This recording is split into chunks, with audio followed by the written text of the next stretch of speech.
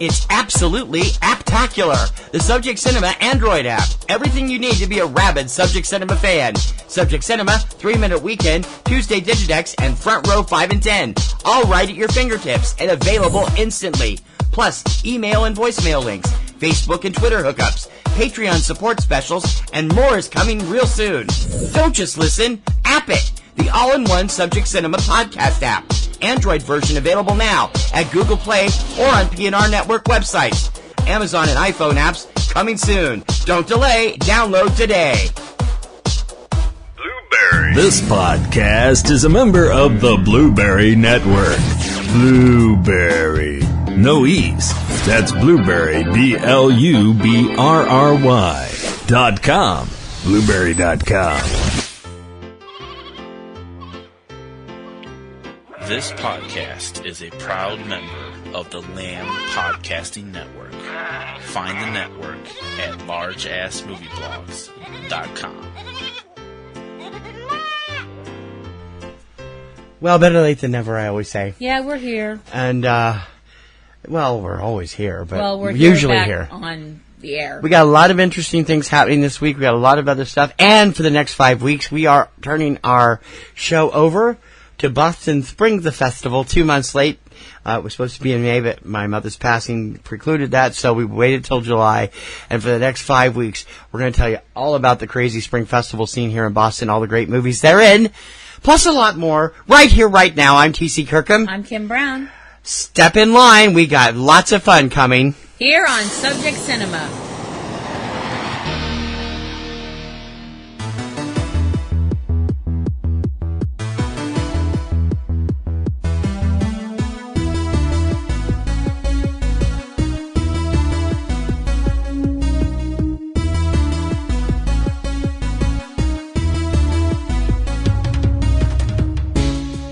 On air, online, on now. From the hub of the universe, Boston, Massachusetts, USA, this is Subject Cinema, with your hosts, T.C. Kirkham and Kim Brown.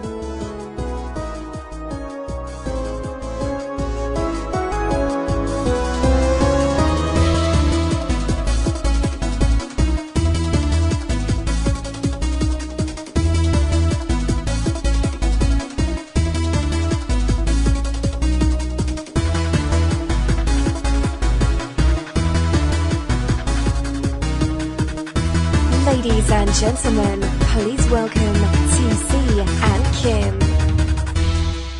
Welcome to Subject Cinema, the oldest film-oriented roots podcast on the internet, serving you since 2006. I'm T.C. Kirkham. Hi, I'm Kim Brown. We are kicking off year 13 this week with a 5-week extravaganza, the Boston Springs A Festival extravaganza. Mm-hmm. This was supposed to happen in May, but my mother passed in early May, and we didn't get a chance to get everything done, so we decided to wait all through June and get everything back to normal, pull things together, and now bring to you the much more new and improved for season 13, Subject Cinema. Yep. We'll tell you, I don't know if you'll notice the sound quality or anything. We'll tell you all about what's going on a little bit later on in the show. How was your week? Exhausting. Oh, I know the feeling. Yeah, where you work where we work, it's like, oh, Lord. It's been very busy at work, and we are actually beginning to feel like it's actually summer now here in Massachusetts. Because 90s for the next week. Because it's hot and humid and just disgusting, and I don't like sweating, and it's basically just me staying in dark, cool rooms until September. Yeah, or October. You guys might hear that noise in the background. I don't know if it's picking up or not, but we do have a fan on blowing it. We have to, because I can't work under these conditions. Well, it's not like a sweatshop. Well, kind of is, actually. Yeah. Yeah, it kind of is. It's not terrible. We haven't got our AC on in the other room. We probably should. Get the house cooled down quickie. Anyway, what we're going to do the next 5 weeks is we're going to run down the Boston festival scene that started in late February and ran through early May. This includes 9 regular festivals plus several film series. We're also going to throw in a couple of the later festivals at the end that have happened since that time.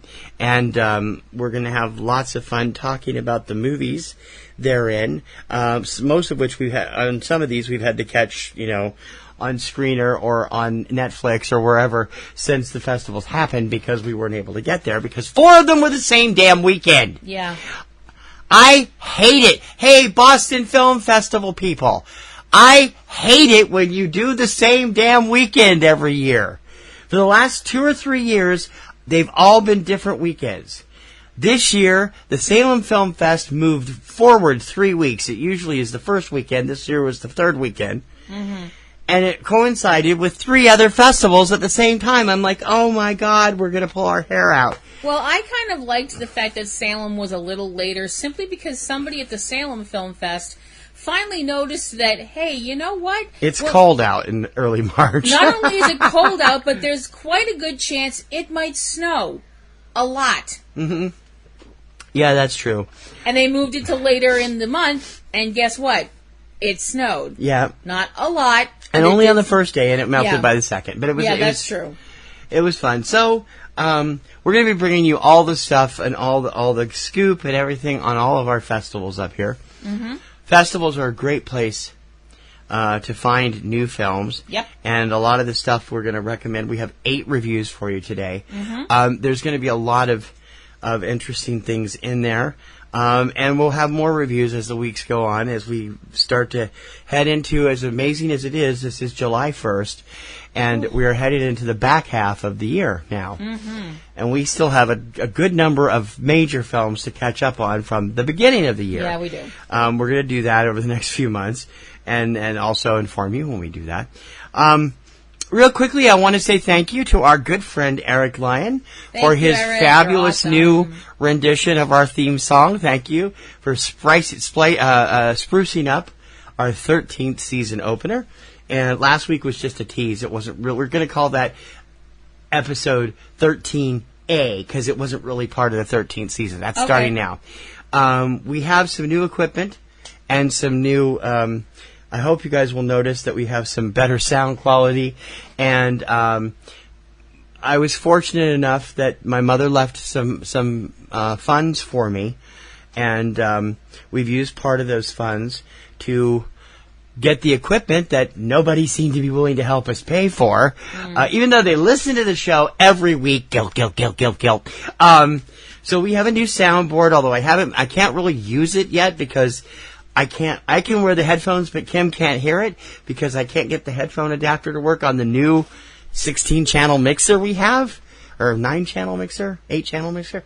I mean, it's like, okay, we got a new mixer, we got new cables, we got new soundboard, we're going to have lots more stuff going on in the weeks ahead. And we still could use your help as a Patreon supporter. Just because we have this little extra fundage does not mean we don't need your help. We have a lot of great projects coming up that we can't fund entirely on our own, and we would very much appreciate it if you would take the time to come over to patreon.com/PNRNetworks and contribute. $2 a month is the minimum. You can do anything up to $100. You can do a one-time donation, and we hope that you will be there for us because we work our butts off to do a great show for you, a number of great shows for you, and so do the people that work for us.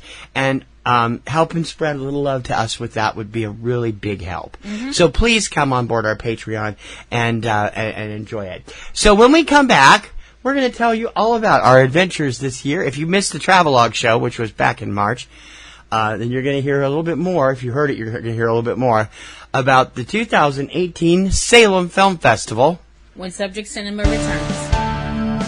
Real movies for real people. Subject Cinema. All right, Kristen, I am so excited that you've decided to do a podcast with me, but what are we going to do a podcast about? There's so many other movie podcasts. We got to do something original. Well, I'm a big fan of Disney movies. What about something like that? That's just kid stuff. What do we want to do that for? Did you know that The Avengers is a Disney movie? Or that Pulp Fiction is a Disney movie? Pulp Fiction is not a Disney movie. It's technically owned by Miramax, which is part of Disney. We are still going to talk about the Disney animated movies, though, right? I thought you said that was kid stuff. Well, I've got 2 kids. I got to be a good dad and stuff. So be sure to subscribe to the Walt Sent Me podcast, where we discuss the various subsidiaries of the Walt Disney Studios, including the animated movies. It's available on iTunes, Podomatic, and wherever you find great podcasts. And I swear, it's not kid stuff. Subject Cinema. Welcome back to Subject Cinema, Season 13 now underway. I'm T.C. Kirkham. Hi, I'm Kim Brown. Subject Cinema number 609, if I didn't mention that before. It is July 1st, 2018, day and date. And we are here kicking off our Boston Springs A Festival coverage with the wonderful Salem Film Festival. The Salem Film Festival moved a couple weeks later than usual this year, as we said in the previous segment. Its dates were, I think it was March 19th through the 24th. Something like that, yeah. It runs from Thursday to the next Thursday. And, of course, we only got to spend 4 days there. We don't get to go for the whole time, unfortunately, because we can never afford it, because it's expensive to stay in Salem. But we were there for Thursday, Friday, Saturday, and we were supposed to be for Sunday, but stuff at work precluded that. I wasn't able to stay Sunday to see more films, but Yeah. we still managed to get 8 films in this year, and we actually saw all 8 films we bought tickets for, which is unusual for us. We usually end up blowing a couple of them off. We got to every film we bought tickets for this year. Yeah. I was really happy. Cool. Very, very cool. Salem is the kind of place that if you are of a more spiritual or metaphysical bent, I suppose is the way to put it, it just has this really amazing feel to it, which I find very ironic since Salem is infamous for the fact that, it was the location of the Salem witch trials. No, it wasn't. Well, Old Salem was, which Old Salem is where Danvers is now. Yeah. Yeah. But Salem's appropriated that, and it's a very big part of the tourist trade and stuff like that. It's But a huge part of But tourism. Salem itself is a home to a lot of people that practice the Wiccan religion, and I find that deliciously ironic. And it's just a wonderful place. It's got all kinds of cool shops and amazing places to eat, and it's just a fantastic place, and it's a great place to see films in some very different places. Lots of the films we see at the Salem Film Festival we've seen at the actual Cinema Salem, which is part of the... what did they change the name to now? It was the East India Mall. It was the East India Mall, then it was the Museum Place Mall, now it's Witch City Mall. Right. Cinema It's Salem... the same building with the same little stores and shops that has been there for I don't know how long. Yeah, but Cinema Salem is a great place. It's... Some people might call it old-fashioned, but... Quaint. Retro, however you want to word it. It's not one of these 20-screen multiplex places. Not that there's anything wrong with those, because goodness knows they've got comfy seats.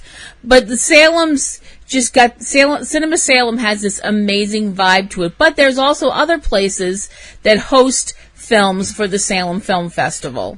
Cinema Salem has been part of Salem for many, many years. It started as a SAC theater, which was a chain up here. They all went out now, and then it closed. It was a Patriot Theater for a while. It was an AMC for a while. It closed, and then Paul Van Ness stepped up and bought the cinema and turned it into Cinema Salem, and it is now the #1 cinema on the North Shore, according to the voting in several local things, because they show. They have 3 large cinemas and a small screening room. Yep. And they show a little bit of everything, and it is just a marvelous place to see a film. It really is. I do wish they'd be able to get recliners, but outside of that, it's still a terrific place. Yeah. They also show films at 2 other locations within walking distance. The Peabody Essex Museum, Morse Auditorium, which is is that right? Yeah. I always get it confused with the one at the Museum of Fine Arts because they're exactly the same, except the museum's is way bigger. In Boston is way bigger. No, than I the think one it's in the Peabody. Morse. I think you're right. The Peabody Essex Museum. Yeah. And there is there is also the screening area, which I didn't know they had at the Salem Visitor Center. Yeah. We've never been to one there until we this saw year. one of the films there this year, and we were like, "Wow, this place it's a gorgeous is great!" building. I just thought it was like me. I'm sorry. This is from my own traveling through museums and stuff when I was a kid in Ohio. I just thought it was like a touristy, kitschy kind of gift shop and probably a couple of benches with a video screen. It's a full theater. Yep. And it's beautiful. And comfy seats and everything else. It was very nice. They also did, for the first time this year, expanded some of the programming to the other theater in the area, now owned by Paul Van Ness, the Cabot Theater in Beverly, which had encore screenings of 3 of the films at the main festival. Mm-hmm. And they also showed a couple at a school in Marblehead this year. So they're expanding their reach. Yep. They have new people in charge of it this year.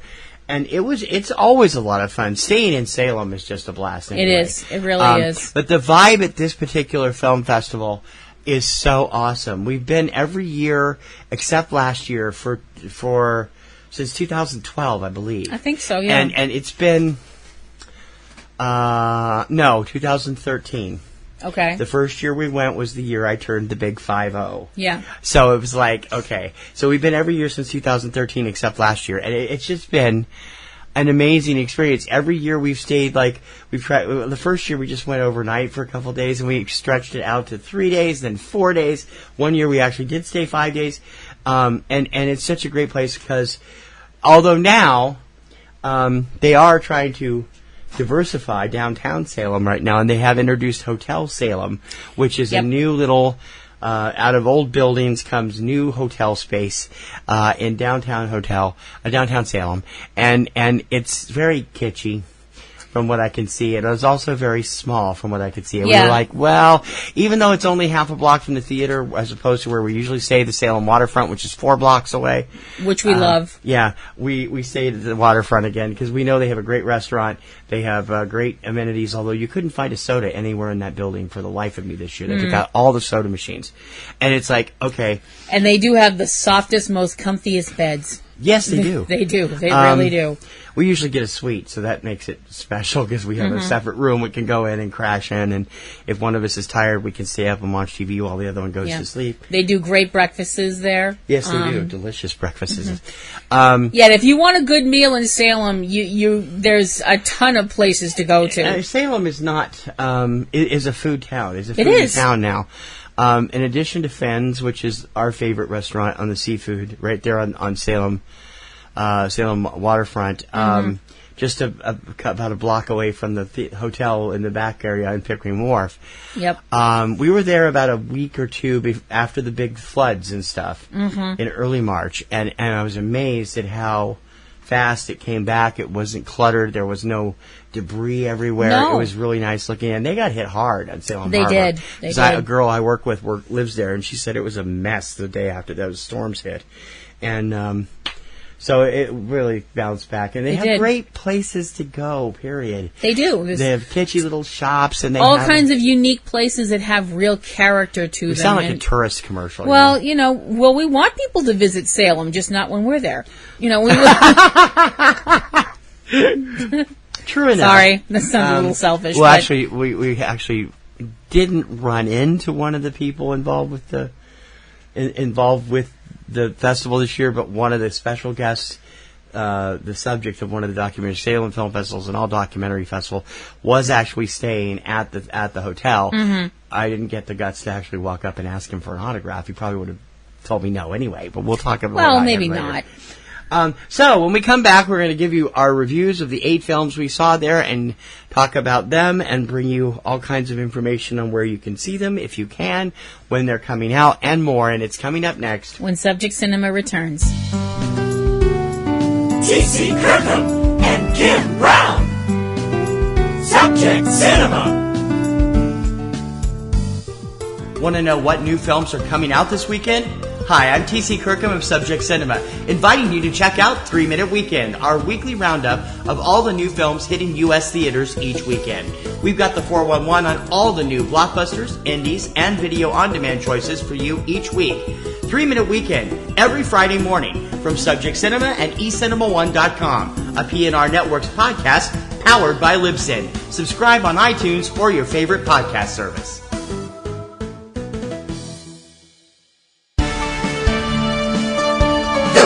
Movies. Subject Cinema. I grew up in a household where I just wanted to like get out of my house as quickly as possible.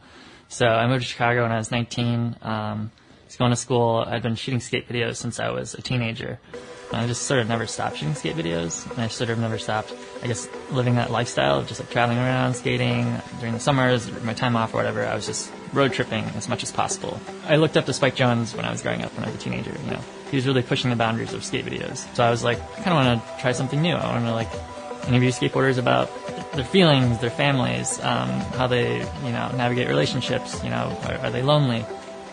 One time I was at a skate park in St. Louis, and we were like sitting around in a circle, and after skating, we were just like talking. Anybody who knows me knows I am a sucker for extreme sports. Yes, you are. And so when we had the chance to see one of the most talked about films out of Sundance at the Salem Film Festival as the opening night film, I wasn't about to turn it down. It is an interesting story about loyal friendships and how much they change over the years, and it's all woven through the canvas of some amazing skateboarding. This is Minding the Gap. You want to give us some info? Minding the Gap tells the story of three young people, young men, and they are all in an area of the country that's called the Rust Belt, and they have all three got a passion for skateboarding. And their names, well, one of them is the filmmaker, a young man named Bing, is that right? Liu. Bing Liu. And his subjects are Keir Johnson and Zach Mulligan, plus a few of their other friends. Yep. We watch these young men as they're at that point where you're not a child anymore, you're not a teenager anymore, you're an adult. You're not even a young adult, you're an adult. And you hit that point where the rest of society goes, what are you trying, you know, what are you going to do? What are you going to accomplish? The problem is that everyone wants to accomplish something in life. Nobody wants to go through life being like, nobody says when they're a little child, when I want to grow up, I want to be a useless layabout. Nobody says that. Unless their name was Onslow. Well, yes, fine. But the thing is, we live in a country and a society where we're told from a very young age, you can be anything you want to be as long as you try hard enough and work really hard. You can be anything you want. That is a big fat lie. You can try to get out of the situations that you're in. You can try to get out of the economic situations that you were born into. And some people do that because they do work very hard. And some people, unfortunately, work very hard, and the system and society and circumstances tends to kick them in their nether regions at every opportunity. And it's not through their own fault. And these are people that just keep getting up and trying again and again and again. Minding the Gap looks at these young men and looks at the lives that they lead. You know, you have one young man who's in a relationship with a woman. They've had a child together. And you're watching this, and as you're watching this young man and his relationship with the woman he's fathered a child with, his relationship with other women, you're getting that sinking feeling in your stomach that you get when you're watching two trains that you know are going to collide and crash, but there's nothing you can do to stop them. It's that kind of a thing, because you watch these people together and you go, this is a bad combination. This is not going to work. These people should not have had a child. And I realize that sounds cruel and harsh, and I don't intend it to sound harsh. Well, maybe I do a little bit. But, you know, it's just a simple fact that sometimes it's kids having kids, and that doesn't work out well for anybody. It doesn't work out for the parents. It doesn't work out for the children. And then you have a lot of resentment, and you have a lot of, what's the word I want? You have a lot of cycles. This film goes into a lot about cycles. You know, it's looking at people trying and sometimes failing to break the cycle of violence, which is something that's definitely shown in Bing's relationship, especially with his mother, who was involved with a man who was violent not only to her, but to her children as well. And it's very easy for a woman to to a woman like myself, who is blessed that I've never been in a violent relationship, to look at this, especially now when you have all these things out there and all these people that are willing to help you if you wind up in a violent relationship, and you say, well, why do these women stay? You have to understand that at certain points in history, those places weren't there.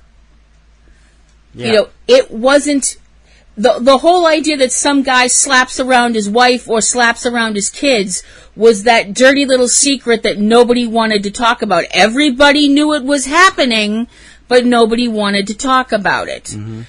Thankfully, now we are at a point in time where there are places where women can go and take their children and, you know, try and be safe. But at the time when Bing was growing up, that stuff just wasn't there. There's also the other young man.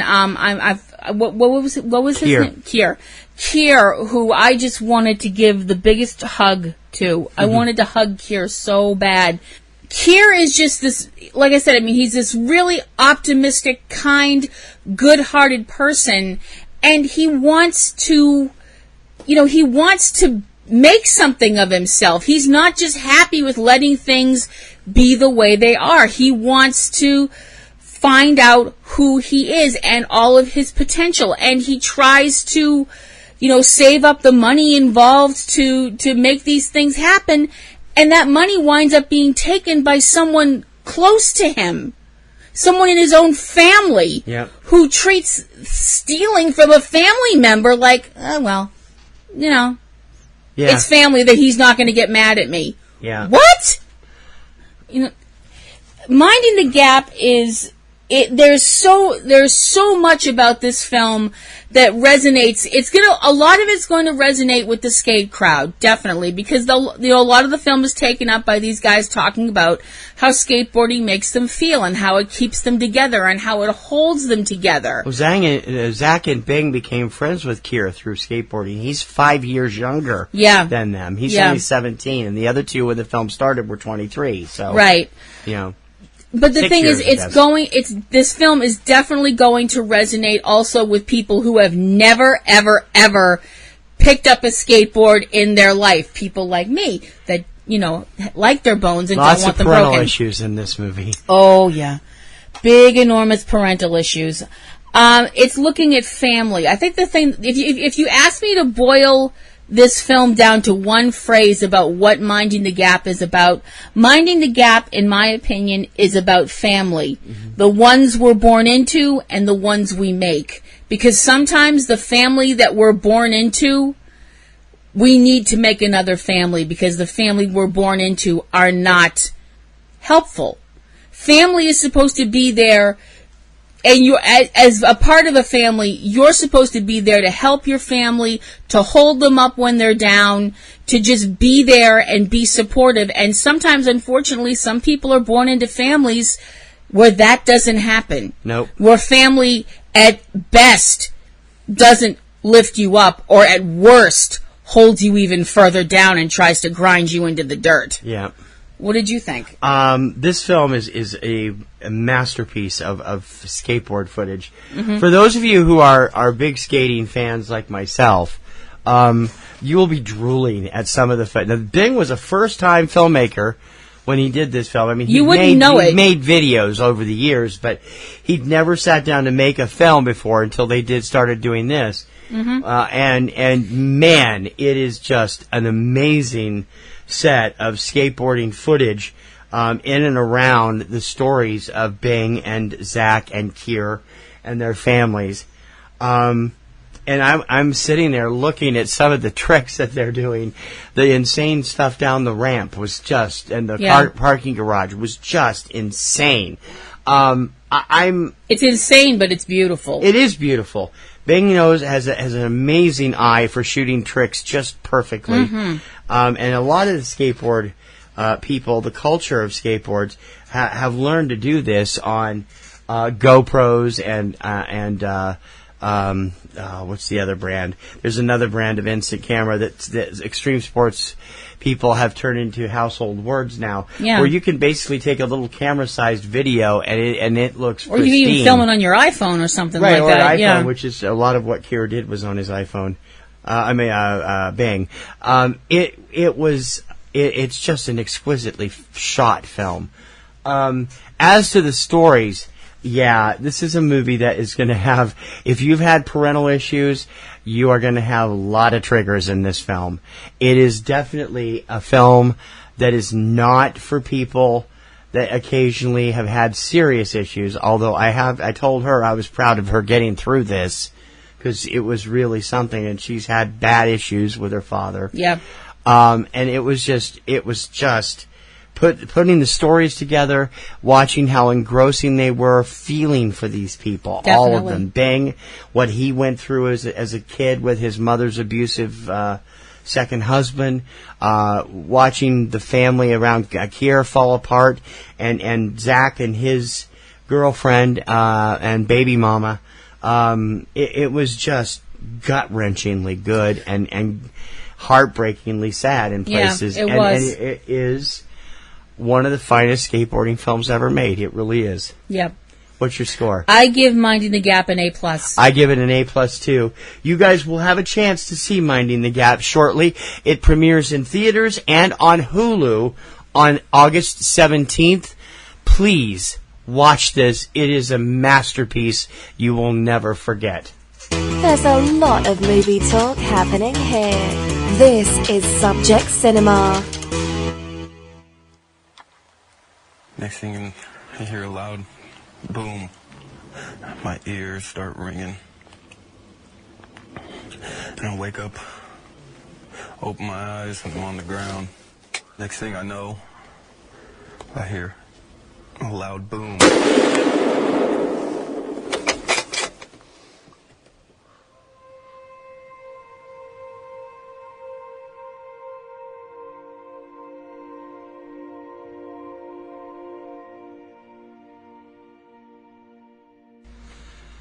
An interesting film that explores the bonds between wolves and veterans. Debuted at the Salem Film Festival this year. Well, I don't think it made its debut there, but it was new to Salem, and it was a very interesting film studying the effects of PTSD, post-traumatic stress disorder. For those of you who don't know what that is, and how it can occur not just in humans, but in wolves as well. The movie was called The War in Between. You can give us the rundown? The War in Between looks at what we do to ourselves and what we do to nature, and how some people have looked at the things that humanity inflicts upon itself and what humanity inflicts upon the world around it, and they have said enough. And more importantly, they have said no more. This film looks at the work being done by Matt Simmons and Lauren Linda of the Lockwood Animal Rescue Center, which is located a ways away from Los Angeles.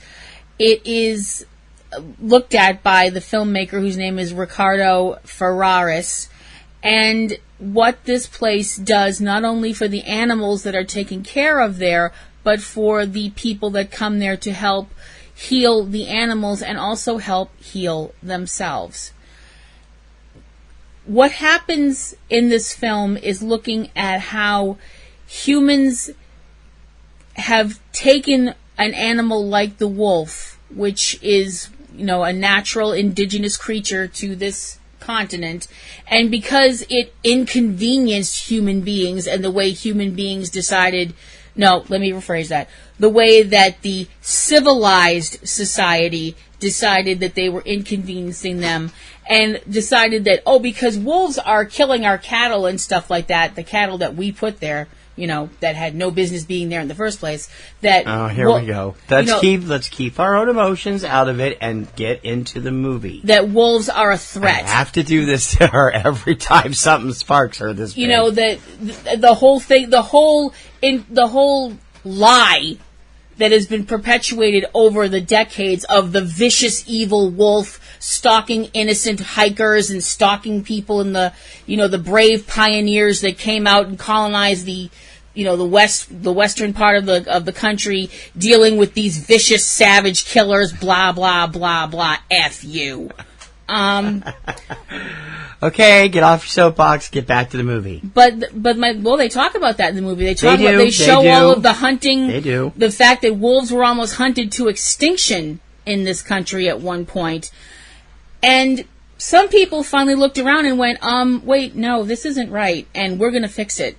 So these rescue centers were created, not only to help wild animals that have been so badly abused by humans that they can't live in the wild anymore, but also animals that, and there are places like this all over the country, places that take in exotic animals that have been kept as pets by people who had no freaking business keeping them as pets. Yeah. And they have a program where they have people, veterans, who have come back after serving their country in other places, far flung away places, where they come back and they're given a pat on the back and a kick in the ass, basically coming back with, broken bodies, broken minds, shredded souls, and they're just expected to be like, well, you'll figure it out.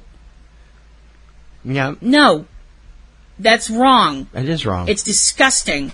And this film looks at the bond that happens between some people who have gone through this, one of them being a man named James, who served 2 tours in Iraq, came back from Iraq, and is now having to deal with, what he went through over there, the things he saw over there, and unfortunately has had to, has dealt with it through self-medicating with alcohol, has had thoughts of suicide, and his bond that forms with a wolf called Kaye, I think was the name. It's Kiey. I don't quite remember how to pronounce it. I don't either. This was a wolf that was rescued from a place in Alaska where his existence involved being chained to a stake in the ground so people could come and take their pictures with a wolf.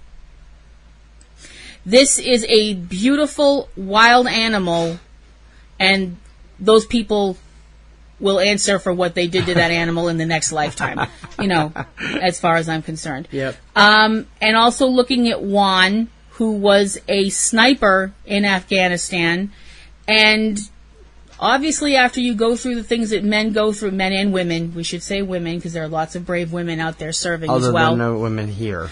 There was one. Was there? Yeah, okay. One of the longer shots, they showed a lady at the center. All right. Well, I mean, veteran lady, though? Yeah, okay. yeah, I'm pretty sure. Right.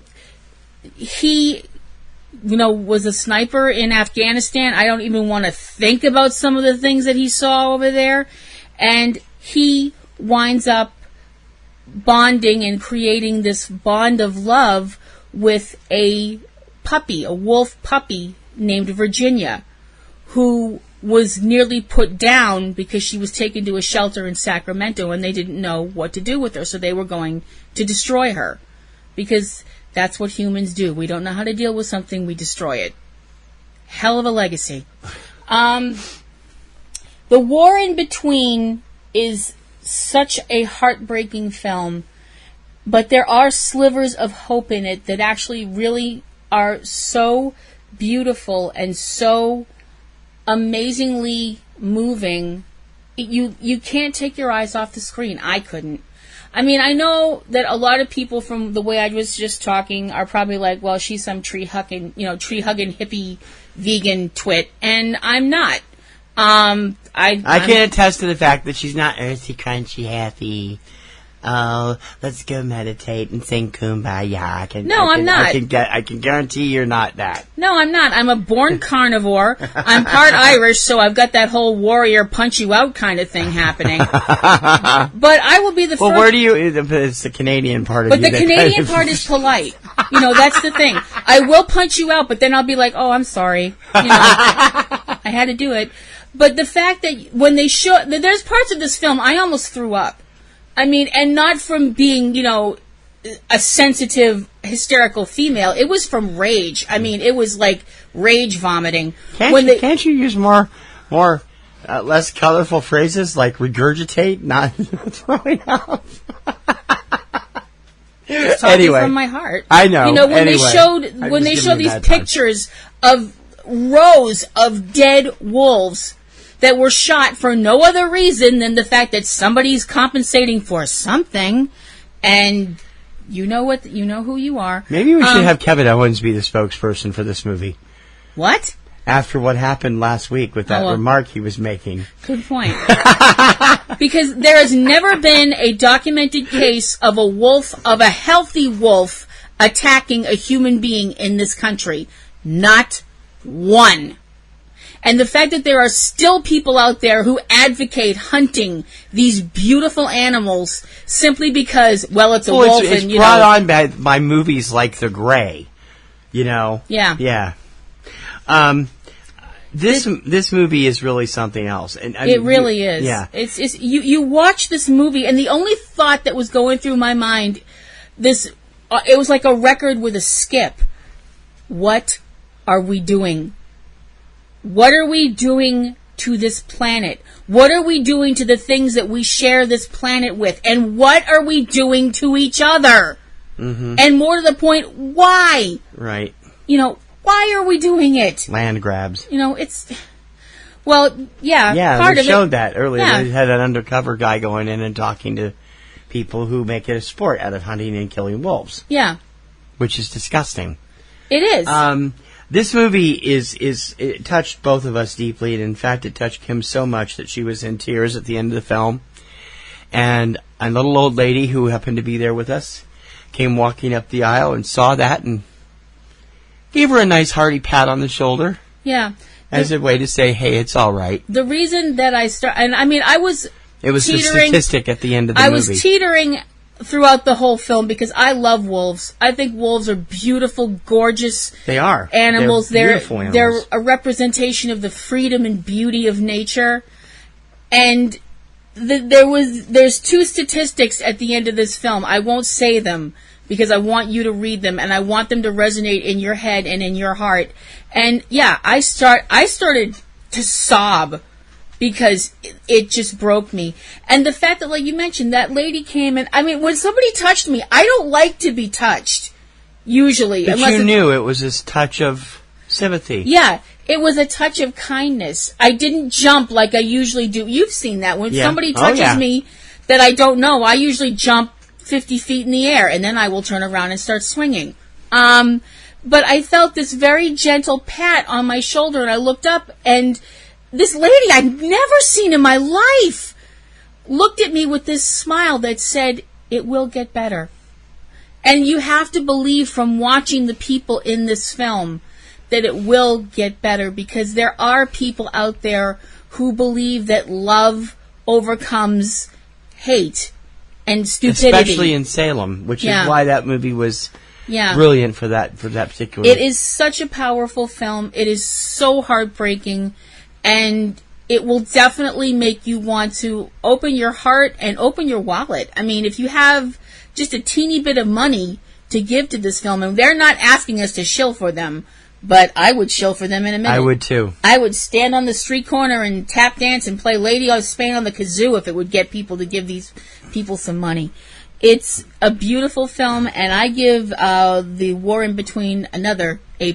I give it an A only because of its short running time of 66 minutes. They could have done a little bit more and shown a lot more, but other than that, it's a moving and incredible film. We have both always been wolf fans, and it's just really something to behold. Unfortunately, The War in Between is still searching for a distributor. Hopefully it will be able to be seen, if not on the big screen, on cable or television or Netflix sometime in the near future, and we'll let you know when it shows up. The best movies! Subject Cinema! Want to know what top titles from film and TV are hitting home video this week? Hi, I'm TC Kirkham of Subject Cinema, inviting you to check out Tuesday Digidex, our weekly roundup of all the new home video releases in the U.S. each week.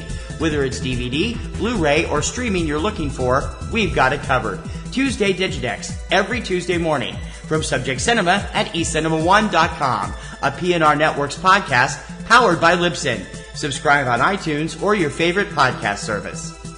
We probably can't cover the thousands of films made every year, but it's sure a lot of fun to try. Subject Cinema.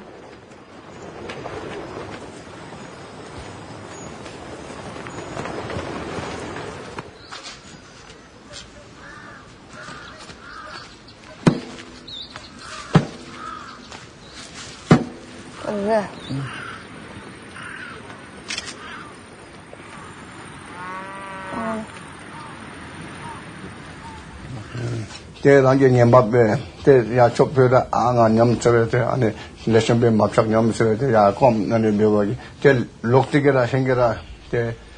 head to Bhutan for our third film in our look at the Salem Film Festival films, and a very interesting story about the choosing of somebody to be the next person to run the monastery. Yeah. Even though they're not really all that interested in it. Give us the rundown on The Next Guardian. The Next Guardian is the story of a brother and sister. The brother is named Gayembo and the sister is named Tashi. They live in a village in Bhutan, which is in between India and China. It's a small landlocked country, for those of you who were wondering where it was, like me. I didn't know either for sure. I knew it was in South Asia somewhere, but I wasn't sure where. Sorry, I feel like such a moron. No, don't. I don't think a lot of people know where it is. Well, there were a lot of things I didn't know going into this film. One being where Bhutan was. The other one was that monks can get married. That one really floored me. And have kids. And have kids. Their father, Gyembo and Tashi's father, is a Buddhist monk. And their father oversees a Buddhist temple that their family has been watching over for generations, apparently on the father's side, I would guess. Yeah. And the father is of the opinion, and kind of has his mind and heart firmly set on the fact that he wants Gayembo to become a monk and follow in the family's footsteps and take care of the monastery and so on and so forth, for the rest of his life. Gayembo is not really that keen on this idea. In fact, he's very much like, I don't want to do that. The film... Well, both Gayembo and Tashi are, like, westernized in the fact that they love their phones, they're both big soccer fans, they are average teenagers. No matter where you are in the world, there are always teenagers who are into the local customs, and in this case, it happens to be obsessions with soccer and music, and their girls, and so on and so forth. Well, see, the thing is, apparently, I'm sorry, I'm really, really ignorant on what's involved with running a Buddhist monastery, because they do bring, at one point in the film, Buddhist temple, not a monastery. No, you're right. The monastery is down the road. Yeah, at one point, I'm sorry, that's what I meant to say. At one point, Gayembo's father brings him to the Buddhist monastery to show him, this is what you're going to be going through and all this stuff like that.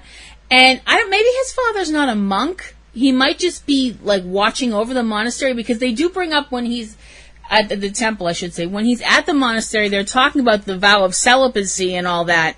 And Gayembo is definitely like, what? Basically, you can't tell.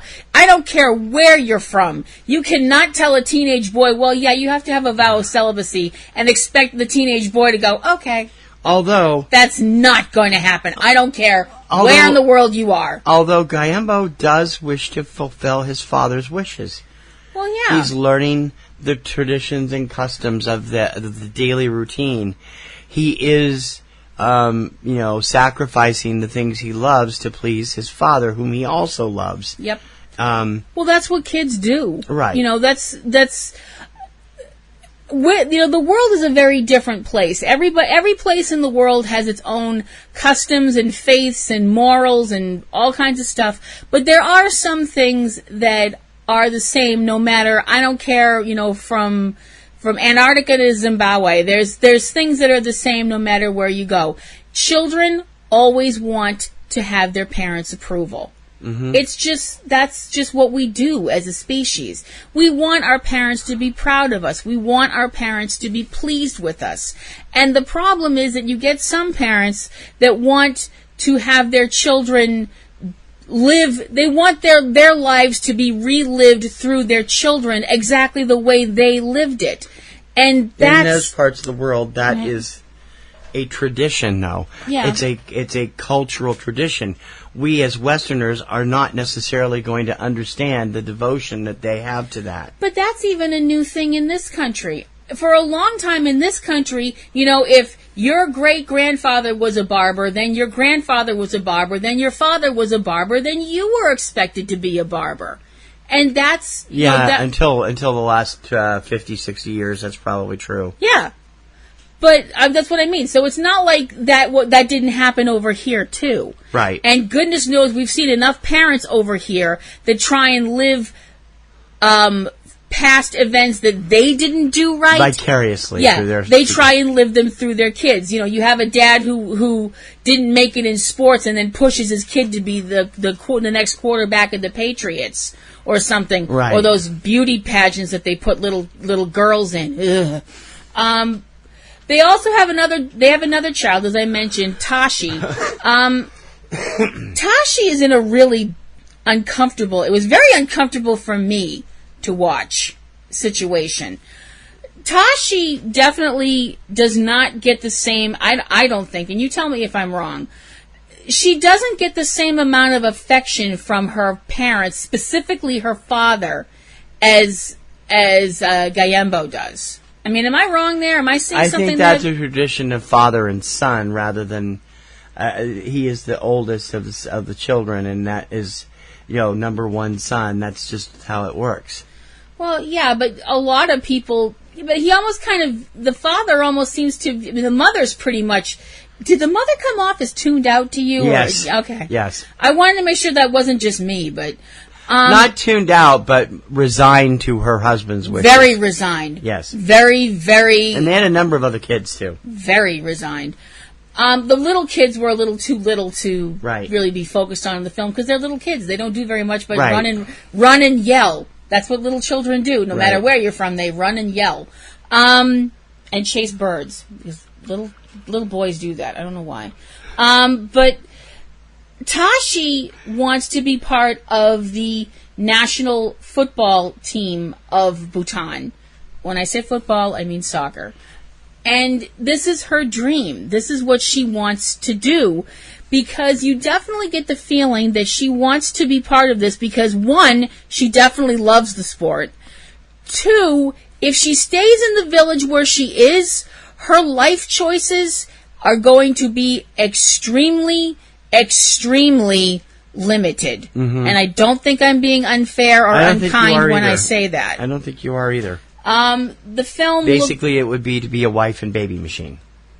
That would be it. Yep. See, I figured if I said that, I'd get accused of being, some man-hating feminist or something. No. But, I'd never call you a man-hating feminist. Good. That's Jane Fonda. Anyway, go ahead. Whoa! All right, anyway. Just kidding. Anyway. This film looks at where faith is in a family's life. It looks at where your dreams are. This film looks at where your dreams, you as a person, because your dreams as a person may be very different from your father's dreams for you, or your parents' dreams for you, or their aspirations for you. I think at one point or another, and I mean, I might be wrong about this one as well, but I do think at one point or another, everybody who has been raised in a family where faith is part of your family, I think at one point or another, everybody looks at the faith they've been raised in and think, wow, I wonder. I definitely know, speaking as a Catholic, I thought about that for a while, the whole idea of possibly, becoming a nun. But I thought about if that was like 5 minutes worth of thinking and then went, nope, pass. Your libido would have been too strong. Anyway. Well, that and also the fact, you have to modesty, charity, blah, blah, blah, and also you have to take... Sorry. I was thinking more of the vow of silence stuff, but thank you and cram it at the same time. Well, you said yourself that you thought about at one point wanting to be a minister. Yeah, I did. Pardon me while I go off in the corner and laugh quietly. I do have to say one thing about The Next Guardian. Definitely when you get done with it, I definitely felt like, boy, am I glad I live where I live. Yeah. I think it's an interesting film. It definitely does give you that whole we are not one world feel to it. I left it feeling sad. I don't know about you, but I left the film feeling like, not like it was a bad film, but I left it feeling like, like I want to do something happy now. Yeah. You know, look at a sunset, pet a puppy, something. I give it a B+. What about you? I give it a B. I think the relationship between the two kids is really something. They're so close. And they are. They share each other's dreams. They share each other's fears. It's really sad because they definitely seem to have this relationship that you almost think they're almost like they have to be each other's parents. They have to be each other's support networks because their parents are so busy with their own ideas of what they want their kids to be. They're not listening to what their kids want to be. Right. The father, who's interviewed extensively, is blissfully ignorant of anything that his son is really... I mean, he acknowledges that... what was his name? Gayembo wants other things. And he understands that, but he knows he'll come to the right decision, which is to follow in Dad's footsteps. Yeah. It's an interesting film, and I hope everybody will take a look at it. The Next Guardian will be out on home video, on August 18th. Please take a look at it. We're the podcast version of your office water cooler. This is Subject Cinema. Do I want my art to be a threat to the dominant culture? Yes. Everybody can think differently, so therefore everybody will think differently. So get used to it. Don't take it personally. Like the kid in the back of the class who thought the teacher's full of shit, these other smartasses don't know what they're talking about. He's drawing some wild little cartoon, mocking it all. If he'd go out shopping or something, he'd leave me a little note to let me know where he was. I went for a walk. He's lying in a puddle of blood. He is doing really what editorial cartoonists are meant to do. Oh, yes, this one's going to be interesting because I don't know how Kim is going to react to it. We had very different reactions as we watched it. Not terribly different, but it was an interesting little documentary about a rather opinionated, extremely left progressive atheist cartoonist and the kind of stuff that he puts out there and how it's very funny to some people and very offensive to others. Give us the rundown of Mr. Fish cartooning from the deep end. Okay. Well, Mr. Fish cartooning from the deep end is about a gentleman who is a cartoonist. His birth name is Dwayne Booth, and his cartoon name that he signs his art with is Mr. Fish. He started drawing at a very young age and figured out also at a very young age that he wanted to draw things that would get people talking. Now, the thing about getting people talking about your artwork is definitely a two-edged sword. Because people, if you are drawing art that is done strictly because you are trying to make your point, whatever your point is, in favor or against whatever your subject matter is, you're going to have one group of people that are going to be like, this is amazing, this person is a genius, this is wonderful, and you're going to have other people that want your head on a pike. The problem is that we live in a world nowadays where people are not satisfied anymore with the idea of saying, well, that's offensive, and just going away. I don't know when this changed. At the same time, everybody stopped agreeing to disagree with each other. Yeah, it seems like it. Because I remember when I was younger, you have to be one side or the other, or if you're not, then they all hate you. Yeah. I remember when I was younger, if I saw something that I didn't like, I changed the channel. I looked at another book. I took a walk. I did something else. And then whatever it was that bothered me, it didn't bother me anymore because I'd stopped dealing with it.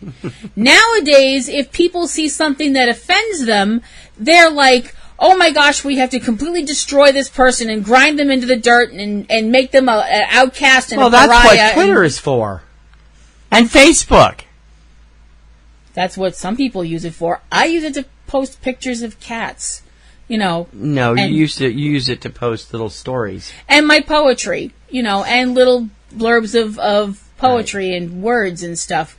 And drool over Jared Padalecki and Jensen Ackles, but that's just me. But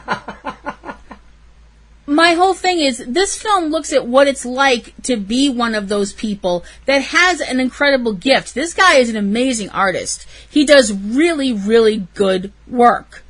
Now, the thing is, his work is proof that art does not have to be about beauty.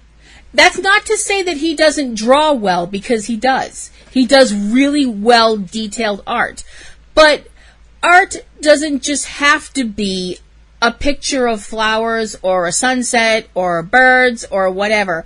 Art can be something that is supposed to shock, is supposed to provoke, is supposed to bring about a discussion.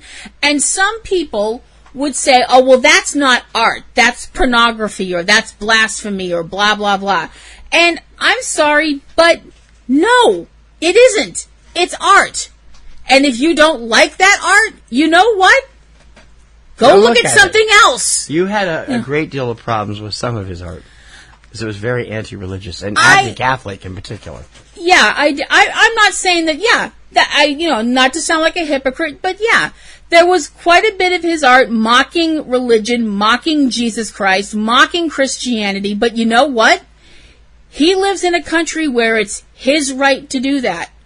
And it's my right to say, well, you know what? That really kind of made me sad and really kind of hurt my feelings. And you know what? I would defend his right to draw that stuff with the last breath in my body, because he should be allowed to do that, because that's the way he feels. And if I feel like I don't want to look at that, you know what?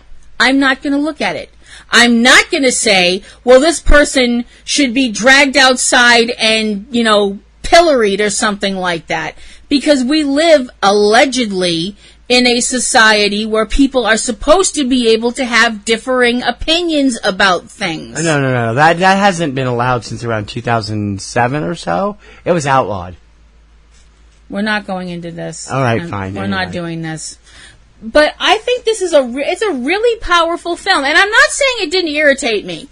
I'm not saying... I'm good. I'm glad, because it did irritate you immensely in places. I didn't say a word. I know how you know it irritated me, but the rest of I thought anybody who... Your body language would have given it away to anybody there. Well, apparently, nobody else is in my head like you are. Well, no, I know that. And I don't think I sat there perfectly still. I didn't make any noise. I didn't make any sort of, any sound or anything. You did. You actually did a lot like Sita Sings the Blues. Anyway. Oh, I don't think it was that bad. Oh, yes, it was. Anyway. All right. Okay. I didn't think I was doing that, but, I also find it interesting that when people decide to go after faith, it always seems like there's only one faith that they tend to go after more than others. But it is really interesting, and it is really scary when you think about the fact that we do live in a time now where people can just draw a little cartoon and people die because somebody took a pen and drew a little picture. Yep. That's insane! It is. But it really has nothing to do with this movie. Anyway. Well, I don't think it does. I mean, it has... The movie does bring up the Charlie Hebdo attacks, but it's not really... But my point is that people get so angry with a little drawing. Well, that was because it was blasphemous to the people that did that. But my point is his work. That people have threatened to hurt him. They've threatened to hurt his family. Yeah. He's been, people have wanted to make sure that he couldn't work anymore. And people, newspapers wouldn't carry his cartoons because they were too controversial, blah, blah, blah, and all this stuff like that. And I'm like, what? Well, they are controversial to both sides. I'm sorry, but when was that not the point of an editorial cartoon? Well, I know that. Yes, I know that. If you want a little la-di-da-di-da-di safe cartoon, go read Garfield. If you want a little la-di-da-di-da-di safe cartoon, go read Peanuts or something like that. It's an editorial cartoon. That's what they're there for. Right. But you have all these papers that are like, no, that's a little too much, and it's not, it's just not right. That kind of a thing. When did people lose that spirit, that fire, that, when did that go away? When did that get squashed? I already told you, but you said you didn't want to go into that anyway. No, because I don't agree with you that that's when that started. I think it happened at least 10 or 12 years before that. But anyway. Maybe. At a point in this film, he winds up having to go to work for a grocery chain. Not that working for a grocery chain He's doing artwork for them, like their signs and stuff. Yeah. And not that that's something to be ashamed of. I'm not saying that that's something to look at a person that does that in a bad way or anything like that. I would never say that because it's a job, it pays money, and unfortunately we need the money to survive, as a society. But it really irritated me that this is somebody that is trying to make a statement and make a point, and people are too scared to put that point out there. Even if it's a point that I look at and go, okay, that was rude, they still should have a right to do it. Yes, they should. I left this film, and I'll be honest, I left it feeling I was annoyed. I was irritated. Yes, you were. But there were a lot of really good... No, don't say it like that. You make it sound like I was going to go off and get in a bar fight or something like that, which... If we could have, you would have... You were not happy when we left This wasn't the future! Well, no, but that's not the same thing. Look, I know you better than anybody on this planet. You were ready for a fight when we came out of this film. Whether you want to admit it or not, you were so pissed off that you wouldn't even talk to me for 20 minutes. So it's like, okay. Okay, all right. No, that's fair. That's fair. Well, that's because my emotions were quite churned up. I will admit my emotions I gave you your silence because I knew why you were upset. My emotions were quite churned up, and I needed to put things in their proper place in my head so that what came out of my mouth wasn't something hurtful or unkind that I really didn't mean. Right. So there's that. Okay. It's an interesting film, and it definitely makes you... The thing that I find so fascinating is the fact that there are a lot of things in this film that you would definitely look at and think, that's anti-American. Mm-hmm. And the ironic thing is that we live in a country where you can actually write, this country sucks. I think this country sucks. Because if you said anything even remotely throwing shade in other countries, they'd drag you out and shoot you in the street. And I'm not being melodramatic there, and I don't think I'm being, No, I don't think you are either. What did you think of it? I loved this film. I thought it was awesome. I don't like some of the artwork that he did, but I absolutely like him, even though he could be a curmudgeon, even though he was allowing his, 11-year-old daughter to drop the F-bomb in front of him a number of times. I was... And she was older by the time they did that. Mr. Fish's wife and the daughter were there for a Q&A. Daughters. And it was a very... And they were lovely people. They were. They were staying at the hotel, and I was too afraid to go up and ask him for an autograph. I didn't know we saw him anywhere. I did. You didn't. I was outside. You were in the room. Because I saw him.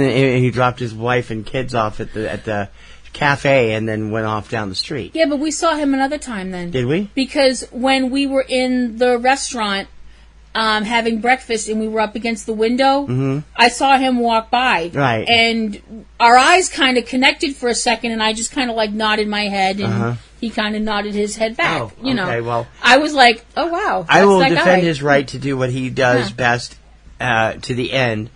And I find his outlook on life extremely fascinating, even if I don't always agree with it. And, it's funny you mentioned Twitter. I actually did talk to his wife on Twitter, and she was very nice. This film is really interesting. I will tell you, no matter what side of the political spectrum you're on, you're likely to get pissed off because he's an anarchist. He'll jump at his own side as well as he will the other side. Yeah. And it's which is very interesting because a lot of people on either side, whichever side, take the attitude of we're always right, you're always wrong. Right, which is why they can't get anything done in Congress. And he just is like, no, you both can be wrong. And then they're all like, how dare you? Bark, bark, bark, bark, bark, outrage, outrage, outrage. I think it's an excellent film. What's your score? I give it a B+. I give it an A. I think it's wonderful, and I think it's fun to watch. Unfortunately, probably due to the subject matter, Mr. Fish does not have a distributor yet. You can check out information online at MrFishMovie.com. You're listening to Subject Cinema with T.C. Kirkham and Kim Brown. On American Experience. What Roosevelt wanted was to test himself against nature. This is a guy who likes physical danger. They are running out of food. They're running out of time. Roosevelt says, as we've said before, Salem is all documentaries, and this one is no exception. Look back into a historical travel by an ex-president trying to do some more discovery in his later years. Part of the American Experience television show. Give us the rundown on Into the Amazon. Into the Amazon looks at what happens when man tries to bend nature to his will, and nature goes, oh, really? The year is 1914, and former President Theodore Roosevelt has decided that he and a group of explorers, and including one of his sons, and also including a Brazilian explorer, a very legendary man in Brazil named Cândido Rondon, are going to go into the heart of the Amazon, the depth of the rainforest of South America, to chart a tributary in the Amazon that nobody has been to before. No white man has ever set eyes on this part of the world before. And this plan is put into place with Roosevelt, his son, and Mr. Rondon, all of these people that came with them that were, helpers, staff, however else you want to word it, heading out into this part of the world where man of any color is not welcome. Now, this whole concept was doomed from the start, simply because the people that went on this journey decided to bring with them a lot of stuff that was completely not necessary and got lost on the way. They just had to leave it behind as they went further and further into the forests of the Amazon, because it just wasn't conceivable to be schlepping around these big boxes full of stuff and conveniences and things that people think they can't live without in the friggin' jungle. Now, the thing about the Amazon is the fact that, surprise, surprise, there are lots, and I mean lots, of things in the Amazon that can hurt, maim, and or kill you. There are ranging from animals and plant life and waterfalls and rapids and mosquitoes carrying diseases and all kinds of other bugs and poisonous spiders and anacondas and piranhas and kangaroo. Look that one up if you dare. And of course, that the little, yes. Go ahead, look that up. I dare you. I dare you to look up the kangaroo if you're a man, because you will not sleep well that evening. And of course, there's also the tribes that live in that part of the world that are not particularly crazy about people showing up uninvited and have unique and special ways of dealing with interlopers. And I don't mean just by saying, get out. Nope, not quite. Into this come these people that have decided they're going to play Great White Explorer. Well, he'd done it before. He'd done it before, yes. Theodore Roosevelt was definitely a, quote, quote, man's man, if your idea of being a man is shooting defenseless animals. That's not to say he didn't do some brave things as well, you know, being part of the Rough Riders and all that stuff like that, and being the president and everything like that. That's all well and great. He was not a young man when he did this. This would have been ill-advisable if he was a young man. At this point in his life, Definitely. He was not a young, hale, hearty man that he was when he'd done all these amazing physical strength, feats of strength previously. He was an older gentleman. He was not built for this. Mm-mm. I don't think anybody short of Superman would have been built for this. Things went so unbelievably wrong. It's a miracle anybody got out of this in one piece. They all went through and then they all died at the end. No, it can't be that lucky. Well, no, we obviously know that didn't happen, but I think it would be very, very fair to say the men that got out of that jungle were not the same men that went in. No.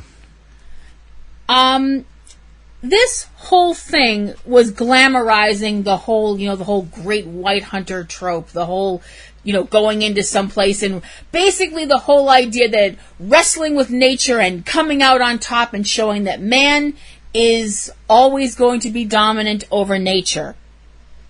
Bullcrap.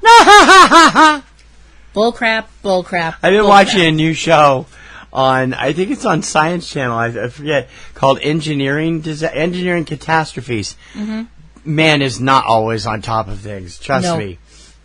And that's when man's building stuff. Could you imagine just going into a place where everything is wild? Well, a lot of it has to do with the way that the land and stuff has been. Right. So not doing it right. Yeah, that's true. And just the simple fact that there are places people are not supposed to go. There are places, and I realize this comes off as some mystical, earthy, crunchy, hippie, granola, Woodstock kind of thing. But I really do believe this. There are places on this planet men are not supposed to go. Yeah, and into the Amazon is apparently because they're going to ruin it. Or they're going to die, one of the two. Well, the thing is, they're going to die.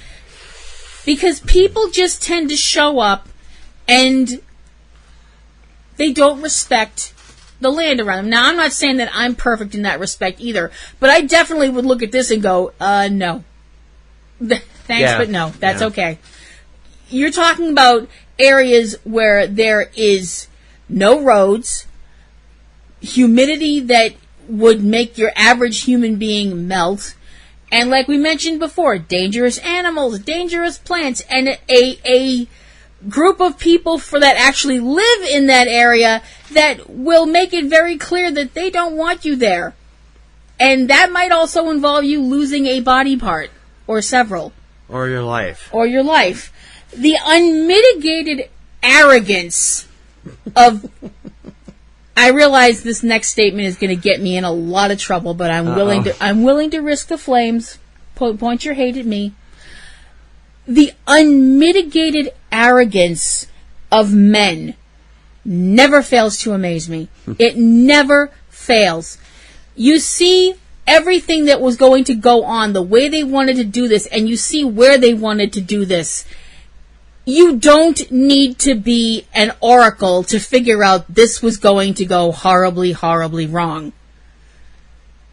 You didn't need to be an anthropologist. You didn't need to be any sort of person with any degree in biology or anthropology or any other ology out there. You could be blindfolded in a dark room and you could see that this was a terrible idea that was going to end in disaster.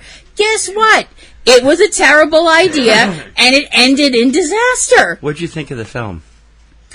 I thought it was beautifully shot. It's that part of the world is so beautiful. I mean, that's the ironic thing, is the fact that part of the world is a beautiful... Well, you've got to remember, everything they had was recreations and stills. Right, yeah, so, I know, but they're very accurate about American experience. Yeah, but American experience goes out of their way to be really accurate about stuff like that. The best way to describe that part of the world, I think, is, ironically enough, the best way to describe it is by taking one of its denizens and saying, you want the Amazon described in one thing? Here. And show someone one of those little teeny tiny frogs that live in the Amazon. You know the ones I mean. The little tiny frogs that they're like about as big as your index, your pointer finger. And they're adorable to look at and beautiful and deadly. Yeah. That's the Amazon. It's beautiful and it's extraordinarily dangerous and you shouldn't screw with it. It's a really interesting film. Look, like I said, you look at it and you know this is going to end so wrong. Mm-hmm. And it does. Like I said, it's a miracle that Roosevelt made it out alive. Yeah, it is. What did you think of it? I got to be honest. I'm a big fan of some of American Experiences stuff. Some of the other ones I've seen over the years, including Ruby Ridge and the Oklahoma City that was out last year, and a number of other ones have fascinated me. I was bored to tears with this one. I just didn't think it moved fast enough. There was too much going on with all the whining and kvetching instead of really getting into it. Now, the footage, like you said, it was shot beautifully, and especially the rapid stuff was terrifying. But the story itself and the narration, with Alec Baldwin doing the voice of Teddy Roosevelt, was, I don't know, I think it was just too slow-paced for me. Okay. As a quality, I mean, I saw the families had kids at this one, and the kids were falling asleep. So this is not a good thing. But as the quality of the story, it could have been tightened up a bit and made it a little bit more interesting. But, I mean, it is a true story, and you're right, about man's arrogance and the way we look at things. It's a pretty sobering look at that. Mm-hmm. What's your score? I gave it an A. I gave it a C. Actually, I'm sorry, I gave it an A-. I gave it a C. Wow. I liked it, but I didn't love it. And on television, I probably would have been more easily impressed. But on the big screen, sitting there watching the whole thing at once, it just didn't do it for me. Into the Amazon is a part of the American Experience current season. It's available on PBS.org, and you will probably be able to see it during local rerun cycles on your local PBS series station or on WGBH World and WGBH Create, which are syndicated all over the country. The films of yesterday, today, and tomorrow. This is Subject Cinema. It's absolutely apptacular. The Subject Cinema Android app. Everything you need to be a rabid Subject Cinema fan. Subject Cinema, 3-Minute Weekend, Tuesday Digidex, and Front Row 5 and 10.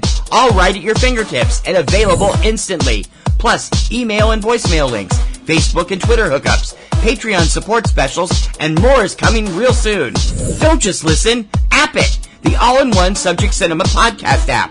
Android version available now at Google Play or on PNR Network websites.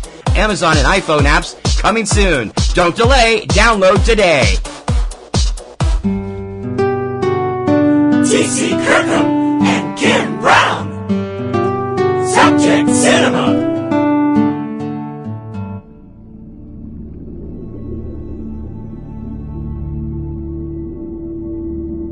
In our dreams, they are dangerous. They have the power to control the winds and the tides.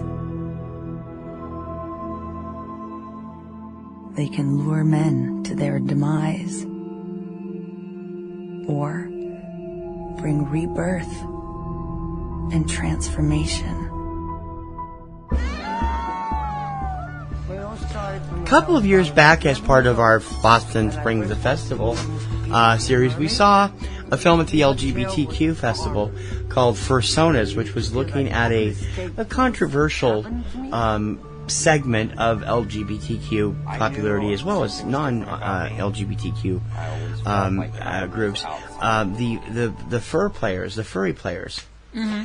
Some of that stuff was interesting. This is along the same lines, but it's a bit more family friendly, and it's really fascinating. Give us the insight on mermaids. Okay. Ali Weinstein's documentary Mermaids is looking at people who are interested in not only the figure of the mermaid, which has been part of many countries' mythology and lore and such, but also looking at people who are mermaids in real life, as close to real life as you can possibly get. There is a mermaiding subculture out there. I have to admit, I did not know that until we saw this film. I had heard something about I knew about the park, but I didn't know about other the mermaiding places. subculture you didn't know about. Mermaiding, or the mermaid subculture, however you want to word it. Merculture. Are people that are interested in living, for a few hours a week, a month, or however long they do it. Mm-hmm. They put on a tail and they swim in the water or stay near the water and live their existence as a mermaid. Now, obviously, I don't have to tell you folks out there what a mermaid or merman, because there are some, exist. You know what that is. You're a smart bunch. But mermaids are a lot more than the Disney movie or Daryl Hannah in Splash. The figure of the mermaid has been part of pretty much every culture on the planet. Every culture has some form of a merperson. A being that lives in the water but is attractive and attracted sometimes to the world of men. Obviously, the Hans Christian Andersen tale, The Little Mermaid, is something that everybody's heard at some point in their life, from the original story, the tragic, with its original tragic ending, to the cartoon that Disney did, which has a Disney ending, to even a film like The Lure, which looks at what would happen if you threw a mermaid story in with ABBA music and had it written by the people that wrote Fangoria. It's not ABBA music; it's original stuff. Fine. Well, I'm saying that kind of music. I'm not saying it's the world's first and so far only Polish vampire mermaid musical.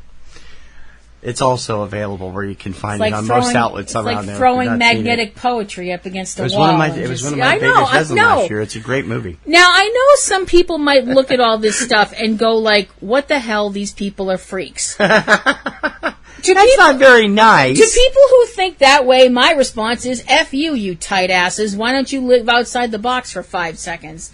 Ignore the motorcycle outside, please.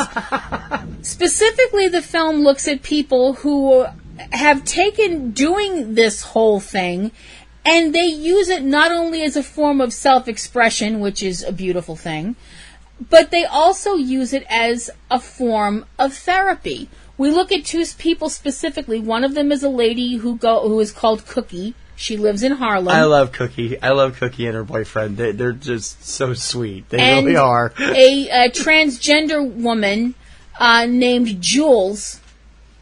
Jules is on the other coast out in California. Yeah. And they both use mermaiding for different kinds of therapy.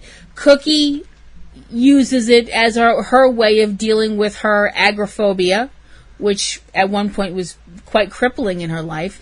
And Jules, being a person that had, transgender issues, growing up in a Bible Belt home that was very strict, you can obviously figure out the problems there. Yeah. Because some people don't seem to understand that the Bible is supposed to be about love. Okay. Anyway, moving on. Watching these people do something they love, which is not hurting anybody, and brings them so much joy, is such a beautiful thing. It's my biggest problem with this film is it wasn't long enough. I was like, no, I want more. It was so wonderful watching Cookie's mermaid wedding. Oh my God, that was awesome. I loved that. That was the coolest thing ever. I would never do it because nobody needs to see this in a bathing suit, much less a bathing suit and a fishtail. Well, Cookie felt that way about her own appearance, too. And yet, getting into the mermaid costume changed that for her. Yeah. She puts on this gorgeous orange tail, and it's beautiful. She looks so beautiful. Well, she's a very pretty lady without it. She has a lovely smile. Yes, she does. And a hilarious Brooklyn sense of humor. Yeah. See, people in Boston can say nice things about people from New York, so there. When she puts on her costume, you can tell that's who she wants to be. That's the person that, and she is that glamorous, happy, unafraid person. And I think that's so beautiful that she's able to have those moments of freedom, those moments of true freedom and true contentment that so many people lack in their lives. Also, the film looks at a water park, where they have these young women that they are mermaids. They do the tail thing, and they perform in this giant underwater tank. Underground tank, actually. Yeah. It's like a cavern. Yeah, and they perform shows, and I watched them, and I was like, man, if I lived where that is, I would be there every damn day. It was awesome. Every day. I would be there every day. I kind of watched that, though. I mean, you watch those girls doing what they're doing, and you watch the older women. They talked with quite a number of older ladies who had been mermaids at this place. They had a mermaid reunion at the end of the film, actually, which was back really in the nice. 50s and 60s and stuff like that. Because the park was closed for years. It only reopened in recent years. They only reopened the mermaid part of it recently. Yeah. And the crazy thing is, when they reopened it, it was packed. Yeah. It was jammed. People were just completely like, this is so awesome. Because there is something very special about a mermaid. A mermaid has that magical quality about them that people, besides the fact that mermaids usually in art and stuff like that are, they're usually drawn as being very beautiful. They're, very buxom women, and they're very beautiful in art and things like that, which does make you wonder why science says, oh, those were manatees. I don't care how much you drink, that does not look like a woman. No. I don't care how long you've been at sea, manatees are cute. They don't look like girls. No, they don't look like women, without a question. But they're that bridge between the land and the sea. And there is something kind of sad about mermaids as well. Because it's very interesting, because oftentimes when they portray mermaids in lore and fiction and stories and stuff like that, it's usually the story of the mermaid falls in love with a mortal. And there's that whole, oh, I want him, but he can't be part of my world because he'll drown, and I can't go be part of his world because I'll die. It's that whole thing. That was all touched on in the lore previously mentioned. Yeah. Anyway. Yeah. Without the vampire stuff and the blood. Yeah. It's such a beautiful film. It really is looking at people who found a way to find peace and contentment in a way that other people might be like, oh, that's weird. But you know what? So what? You think it's weird. You're one of the people that's out there numbing themselves with booze or smoke, or drinking or porn or whatever, because you're not happy with your life, and you look at somebody who's content and happy, and you're like, you're a freak because I decide what's normal. F you, and F the horse you rode in on. Yeah. I say, you go, girls, and you flip away. I give Mermaids a very solid A. My only complaint is I wish it was a longer movie. I loved this film. I give it an A as well. This film was heartwarming and funny. Cookie especially was the star of this movie. They also focused on some of the ladies who work at Dive Bar, a bar in San Francisco, which has a tank running around the ceiling, which features women performing as mermaids. Yeah. They have a group of mermaid lovers that gather on the beach once a month to have their to stun tourists, get their pictures taken, become famous with everything. And that's where the young transgender lady was first seen. Yeah, I wanted to hug her so much. It was such a great, heartwarming film, and everybody that we saw this film with loved it. It was just a huge crowd pleaser, and the best thing about it is you can see it right now. It's now available on Amazon Prime, and I don't know if it's on Prime. It's on Amazon Video. It's on iTunes. It's on Google Play, and most major video outlets right now. Please check it out. We both give Mermaids a solid A. Real movies for real people. Subject Cinema.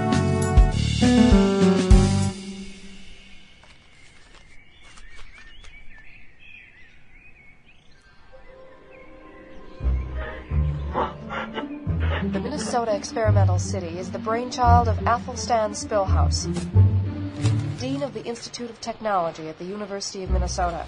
He's a mighty intellect, a futurist, and I can assure you is a most unusual person.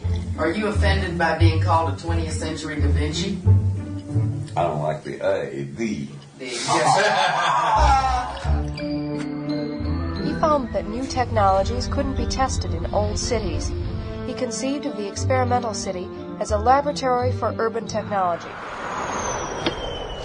So, to all of our fans and listeners in the Minneapolis area, can anybody tell me how to get to MXC? MXC is, well, most people know MXC is Most Extreme Elimination Challenge. I think they took that off of Spike, yeah. From the early days of Spike TV. But MXC was the designated name of the subject of this current movie that I'm going to talk about, because Kim asked me to talk about it. Because Kim was really bored. Oh, now stop. No, sorry. You're ruining it before we even get there. All right, Kim was less than enthused. The documentary is called The Experimental City. It was the brainchild of a scientist who also ran a comic strip, which I've never heard of until we saw this film. His name is Athelstan Spillhouse, and he ran a Sunday morning comic called Our New Age. And basically, it was space age stuff, looking at futuristic designs, futuristic everything. And one of the things that they wanted to try and do, eventually, was come up with the idea of putting together an experimental city where everything would be. They got the idea. I got the impression he got the idea from seeing the Jetsons at one point. What they wanted to do was they wanted to build a certain amount city with a certain number of streets, certain number of houses. Volunteers would be chosen to come for their backgrounds to come live in this experimental city. The idea was to see what urban development can actually do and whether or not it can become a prototype for all American cities.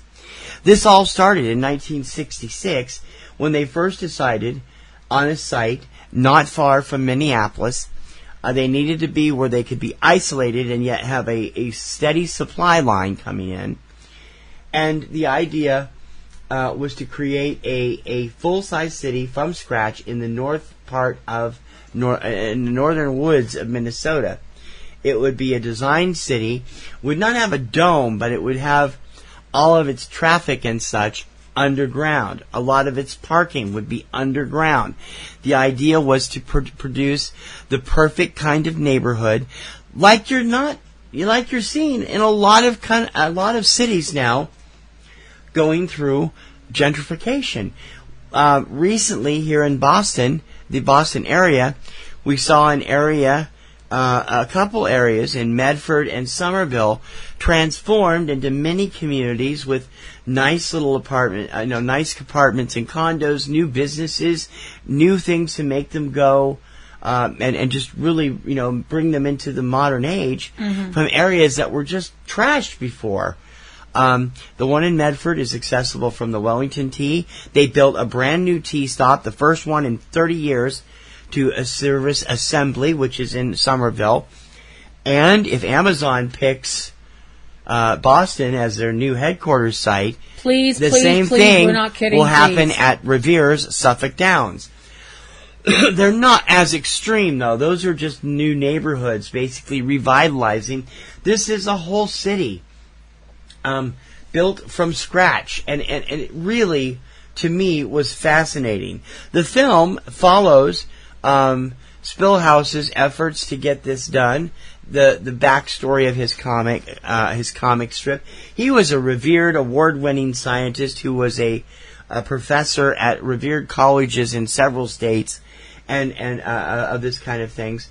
And the whole idea was to make this city so it would be clean, it would operate efficiently, it would self-supply with foods, farms, animals, all of that stuff.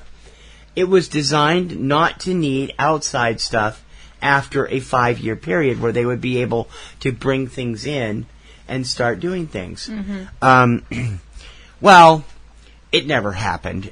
It was a grand, bold, and to some people, terrifying idea, including her. And I think they made a terrible mistake in not going through with it. It originally was, they started work on it in 1966. The original prototype date was supposed to be 1982, and they would have it up and running by then with the right people and the right, to see if it could actually work. I mean, really, they kind of shared the ethic with Walt Disney and his company, who created Epcot, which is the ecological community prototype of tomorrow in Florida. Not exactly the same thing, but it's similar. And it was absolutely fascinating to me. And now we are at a point where most people have forgotten this was even attempted. Minnesotans want to even forget that it's ever attempted, although there is still a road sign out somewhere in the boonies that says Minnesota Experimental City this way, although nothing was ever built there. Right. I think that's a crime. I think it would have been interesting to see this, if they could have made this work, and if it could have brought on that world that was thought of during the International Geophysical Year. If you don't remember what that is, listen to Donald Fagen's IGY. That's what that song is about. How scientists came along and put together ideas for the future that would, how does the song go? Everybody will, go undersea by rail. There'll be spandex jackets for everyone. It was a very positive look at how the future would look in 1976, and this was looked at from 1956. It never happened, even though they did discover plate tectonics and a number of other things during that time. And this was another thing that was well before its time. And I found this documentary fascinating. What about you? Okay. Other than the fact that you were bored. Okay. At the risk of coming off like a complete and utter Luddite, which some people who know me and know my track record with electronic things might be like, maybe you should be a Luddite, because stuff tends to blow up when you touch it. There was just something about this whole thing that left me with a very sour taste in my mouth. The whole thing, as in the experiment or the movie? Him. And the Athelstan Spillhouse. Yes. Well, a lot of, you know why, and I'll tell you why you felt that way, because a lot of the interview footage they had of him was done before he passed away in the 1980s. He was drinking quite heavily and was quite drunk at some of the times he was talking, and I know that unnerved you. I could tell that unnerved you. Okay, yeah, daddy issues aside and uncomfortable flashbacks aside, that was part of it, probably on a completely psychological, subconscious level, which I really hadn't thought of until you brought it up. Thanks, babe. But, well, first of all, I found his attitude very patronizing, very condescending. In other words, very 50s male, yeah, that's true. I'll grant you that. It was like that. Sorry. But something about this, and honest to blog, I couldn't tell you what it was at the time. Now that I've actually had some time to think about it, I can tell you what it is.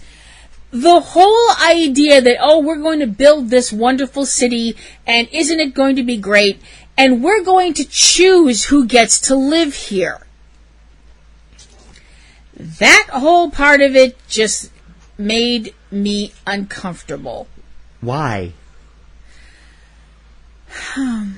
You have to have the best of society to make something like this work, to be able to study and see how it would work everywhere. And if they didn't have those people in place, it would have been a disaster from day one. I don't know how to word this and not sound... Well, just say it. You'd wind up with... once again, everything in life revolves back to Star Trek. Oh, gosh. I don't know why, but I just have this feeling like if this actually worked, we would have wound up with the cloud miners. Do you get where And now another useless fact. Anyway, I'm sorry. Thanks. Well, oh gosh, I feel so much better now. I'm glad I voiced my opinion. Why don't you just pat me on the head and say, it's okay, Pumpkin? Sheesh. It's okay, Pumpkin. I will bite you. You can't type that well, though. See Populaire if you want to know what we're talking about. No, but I can use one finger really, really well and not for typing. So, anyway. There was just... Wait till we get the webcams on. You're not going to be able to do that stuff anymore. There was just something about this whole thing that made me uncomfortable. The whole idea behind America is the idea that everybody gets a chance to try and make things better together as a community. Well, that's what they were going to do. But no, but they weren't. They were being like, we get to decide who comes and makes things better. That doesn't seem right. I don't agree with that. They were saying, we want to make this project work. So we're going to bring people from all walks of life. They didn't want all scientific experts. They wanted average people who did average jobs to come in. And yes, it does start to sound a little utopian scary, but I think in the long run it would have been interesting to see how it worked. See, the other problem that you had with this was and this is a basic human thing, and whether or not people want to admit that it exists, it exists. The whole concept of NIMBYism. Yeah, that happened a lot to this thing. Oh, yeah. NIMBYism, for those of you who don't know, is a George Carlin invention. I'm pretty sure he was the first one to use that. I don't know who did it first. And NIMBY, not in my backyard. Yeah. See, this is what happens when people start saying, oh, well, we need more jails. So then the government says, okay, well, we're going to put a jail here. And then they go, well, you can't put that jail there. That's near my house. That's near my kid's school. We don't want those people in our neighborhood. And if if that goes on and that goes on and that goes on, lather, rinse, repeat, then you know what happens? Nothing. Nothing happens. Nothing gets resolved. Nothing gets done. And you wind up with a bunch of people being pissed at each other. And that's also something that happened with this. NIMBYism was running wild. It was. With this thing. There was, I feel it's absolutely ridiculous that a mere group of 20 people were able to shut this project down from, at the end, because they kept suing to keep them out of their area up in northern Minnesota. And I'm like, you kind of think they would kind of want something there, but because who in the hell is going to want to go to northern Minnesota otherwise? They were farmers, and they didn't want to lose their farms. They didn't want to lose their land. They would have been paid well. Yeah. But it's like it's not like the whole eminent domain thing. It was the principle of the thing, and they just didn't like it. But like I said, it's northern Minnesota. Who in their right mind is going to want to go to northern Minnesota in the winter or ever? Well, International Falls, Minnesota is always the coldest place in the country. No offense to northern Minnesota. I'm sure it's a lovely place to live if you're a polar bear. But, whatever. You be you. I I don't know. Maybe I'm being too hard on this film, but it was just... No, I don't think you're being hard on the film. You're being hard on the idea. That's a completely different thing. Okay, this is what it is. The smug patriarchy that just rolled off of the screen. You didn't feel like this was, oh, well, this is going to be a scientific boys club kind of a deal. That's what I got off of it. Am I wrong? I got that feeling. Okay, fine, good. I'm not wrong. No. Well, I mean, I got the feeling that it was just. I didn't get a patronizing feeling from it. No. All right. Okay. And maybe it's just me. Maybe I'm reading too much into it. No, not necessarily. I don't know. I can understand why. We definitely needed to look at the way things were going because we were treating the planet like crap. In that time frame where this was first coming together, we were mired in the Vietnam War, and there was all kinds of the pollution's crazy stuff happening was here going in America. Insane. Student riots and the civil rights movement and lots everything of crazy else, stuff. and it was really a product of its time. Definitely. I mean, I think in order to heal the planet, we have to heal ourselves first. Mm-hmm. I don't know if we're ever going to be able to do that because it just... Considering we can't even get agreement on a lunch type, I'm sure, between the progressives and liberals and the conservatives and the Republicans and Democrats and socialists and everything else. Yeah. They can't agree on just like a table size. Yeah, that's true. That's why some of us subscribe to the Book of Dilly Gaff. Me. Yeah. So what's your score?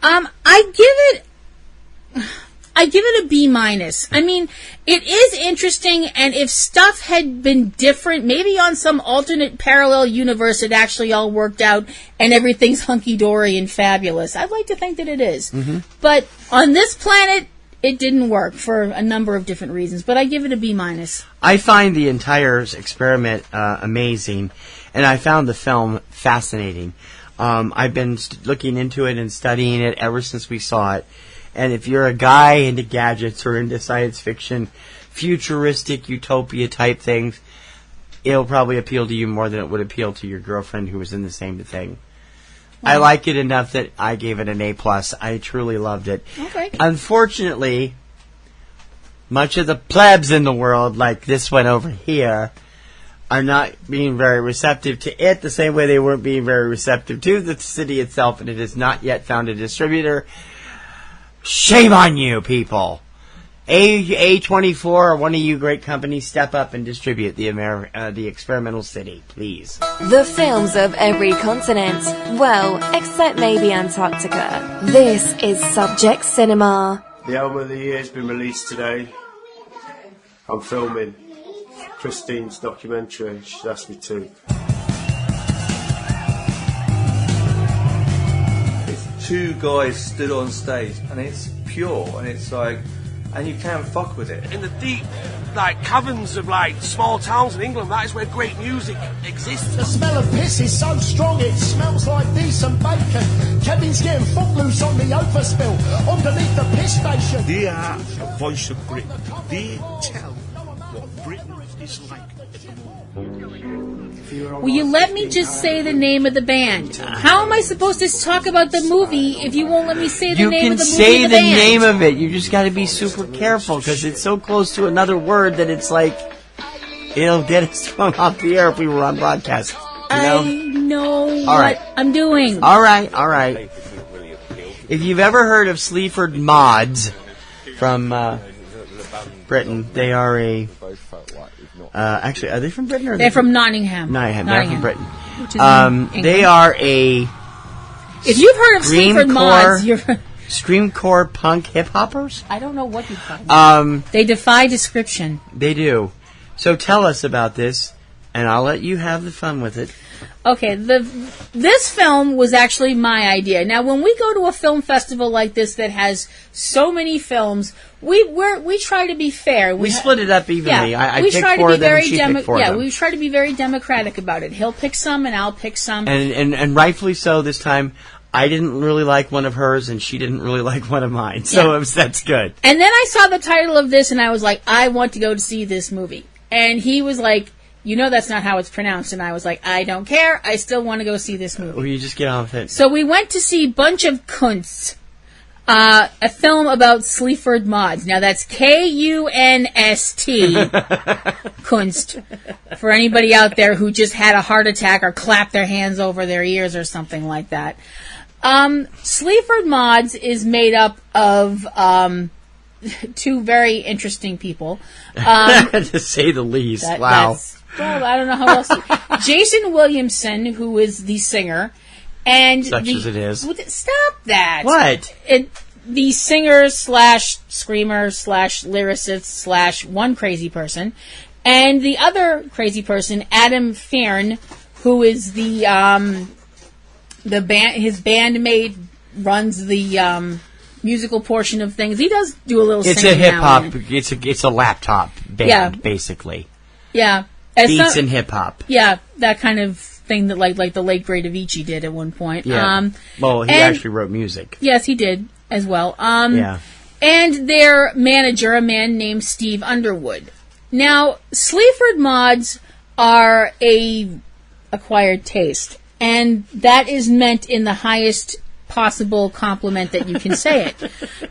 It's not my kind of music. I'll be the first to admit. I added them to my Spotify just to check them out. It is not my kind of music, but when we were watching them perform in this film, I was sitting there like, wow. Because it is absolutely mesmerizing. Watching... they have a devout, rabid following. It's scary. I think rabid is a little more accurate than devout. These are people who understand this screaming and can sing along with these songs. Yeah. Most of them are men. There are a couple women. Yeah, there were a few women. Oh my God. I'm like, how do you know the lyrics to this song? You go so fast. It's like, oh my Lord. Well, besides the fact that Jason can speak very quickly and sing very quickly and has a very pronounced accent. Well, it's pronounced to us over here. Yeah. You know. Over there, it's normal. Over there, he's just talking. Over here, it's talking with an accent. But you can definitely say that nobody can come out of their concerts going, I couldn't hear a thing he said. I couldn't understand it, maybe, but I couldn't hear it. It wasn't a question of you can't hear it, because I'm pretty sure you can hear one of their concerts in Scotland, or possibly Wales, or possibly Newfoundland. I don't know. They're loud. I mean, they are loud. But they're making their songs resonate with people. And the people they resonate with, like you mentioned, people are devoted and rabid fans. I would actually just, like I said, I'd stick more with the rabid, because devoted sounds like, Devout. Like people that follow you around and they're kind of almost... They do. No, but what I'm saying is, devout makes it sound like, almost like in a prayerful kind of a way. Rabid is a little more accurate. But the thing is... Yeah, insane. Very vocal, very passionate. But the thing is that I find so interesting is that what they do and the way they perform and the way they get the audience stirred up and frothed up into a lather, the thing that I find so amazing, at least what we saw from this film, it's all left inside. It's all left in the auditorium or the bar or whatever. You don't see people coming out of this concert and going and getting in punch-ups, breaking windows, doing it's all left right there. Yeah, and then the lyrics can be violent. They're very politically charged. Yeah. He has a lot of issues he's getting through in his lyrics, and it's really... He has a lot of anger for them definitely. I think. Well, no, I mean that's the thing. Just like with the Mr. Fish movie, not all art is going to be beautiful. Right. Not all singing, not all songs are going to be about love and positive relationships and stuff like that. Right. Sometimes you're singing about the fact that you're pissed, that life is unfair, that you feel like society has effed you over, and things like that. And you know what? You might be right with all of those things. That's what their songs are all about, too. You might be right with all of that stuff. But if you can get all of that out, and then when you go outside, you're like, I feel better now. Or I feel like I needed to say, or I needed to hear that. Yeah. That's an amazing these folks thing. that are in this band, they're 100% normal when they're not on stage. I mean, they really are. They talk about... I don't know about normal. I know. Well, no, okay, not normal, but they talk about everyday things. They talk about music, but they don't have that angry thing. It's just these writing lyrics. Right. It's just, oh, hey, let's pop down to the pub and talk, and it's just normal to It's them. not like you see this guy get off stage, beat his girlfriend, slap his kids around or anything like that. He has wife, and he has a wife and a child, and he's a very loving dad, and he's a loving husband. Yeah. And it's not like he's this ball of anger 24/7. This film rocks. It was really, really an amazing thing to watch. And like I said, this is not my music, but I will never begrudge anybody listening to it. It was really a really cool film. It was really, really an amazing look at a kind of artist and a kind of performance that you look at it, if you look at it from the outside, you're going, what the hell is this? Now, it never occurred to me that now I'm in the position that my mom and dad were in when I was, listening to Guns N' Roses with stars in my eyes and fantasies about Axl Rose that you really don't want to hear. And, my dad being like, what the hell is that, when I was watching Welcome to the Jungle or something like that. And me being like, oh, you don't understand. I'm totally sure that kids who listen to Sleaford Mods, their parents are going, what the hell? Well, and they're not kids. They're Most not young of their kids, fans no. are 20s and 30s. Yeah. Like they are, which is amazing. Yeah, that's true. There aren't there weren't a lot. Well, I didn't see any teenagers at this No, I show. saw some kids that were maybe 19, 18. Right, in but there, they were there with their parents. See, that's the thing. They were there with their parents, who were the same age as the band. And I don't know. I always find that so amazing when you see a parent and a child at a concert together. If it's an actual rock concert, not if it's some little kids, thing. That's different. Yeah. When you have parents bonding with their children through music, Yeah. that is one of the most beautiful and rare things ever. And the idea that people can bond with this kind of music, which is unique, I don't think that's being unkind or unfair. No, I think it's a very accurate statement. It's crazy awesome. It is crazy awesome. What did you think? I love this movie. It was really... Color me vindicated. And it was a fascinating look at this culture that I was never aware of. And I did add them to my Spotify, listen to some of their stuff. And it's really fascinating the way that you hear things that you don't expect in these lyrics that are going by so fast. And you look at the lyrics on their website, and it's really hard-hitting stuff. Mm-hmm. And the people that are listening to it are there singing along. And we were both amazed that there were people singing along to this stuff because it was so fast-paced. It was like... And there was people doing it. I swear. In the same tempo, in the same beat, in the same... Everything. It was amazing. They are an acquired taste. Definitely. I haven't acquired them. I just wanted to hear it when we saw it. But I find them interesting. I find their backstories interesting. Mm-hmm. I find the way that they do things interesting. And then all over, they have fans now all over the world because they've signed with a major label in Britain and done amazingly well. Yeah. See, that's the thing, though. When you have... See, that's the tipping point for a lot of people, is you have these bands that get a reputation and are beloved by their fans, and their fans are always moaning, oh, but enough people don't hear them, blah, blah, blah. Then they get signed, and the same fans get pissed. And go, you sold out! You sold out! In a word, yes. Yeah. It's like the band can't win. But sometimes that is a bad thing, because then you get the record labels involved, and let's face it, they're all a bunch of amoral, money-hungry bastards. And they have their own agendas, and they're like, well, we want you to do things a little softer, we want you to do things that way and the other way, and like I said, they're a bunch of money-hungry, soul-sucking bastards anyway. Yeah. Not naming names, But I thought it was really a great film, and I give it a very, very solid A. I do too. It's worth a look at, and you can look at it right now. It's available on Amazon, iTunes, Vudu, and all the other usual video outlets for rental, and it's worth checking out. You'll get a kick out of it. And for the record, the film is called Bunch of Kunst. Yes. A film about Sleaford mods, not the other word. Real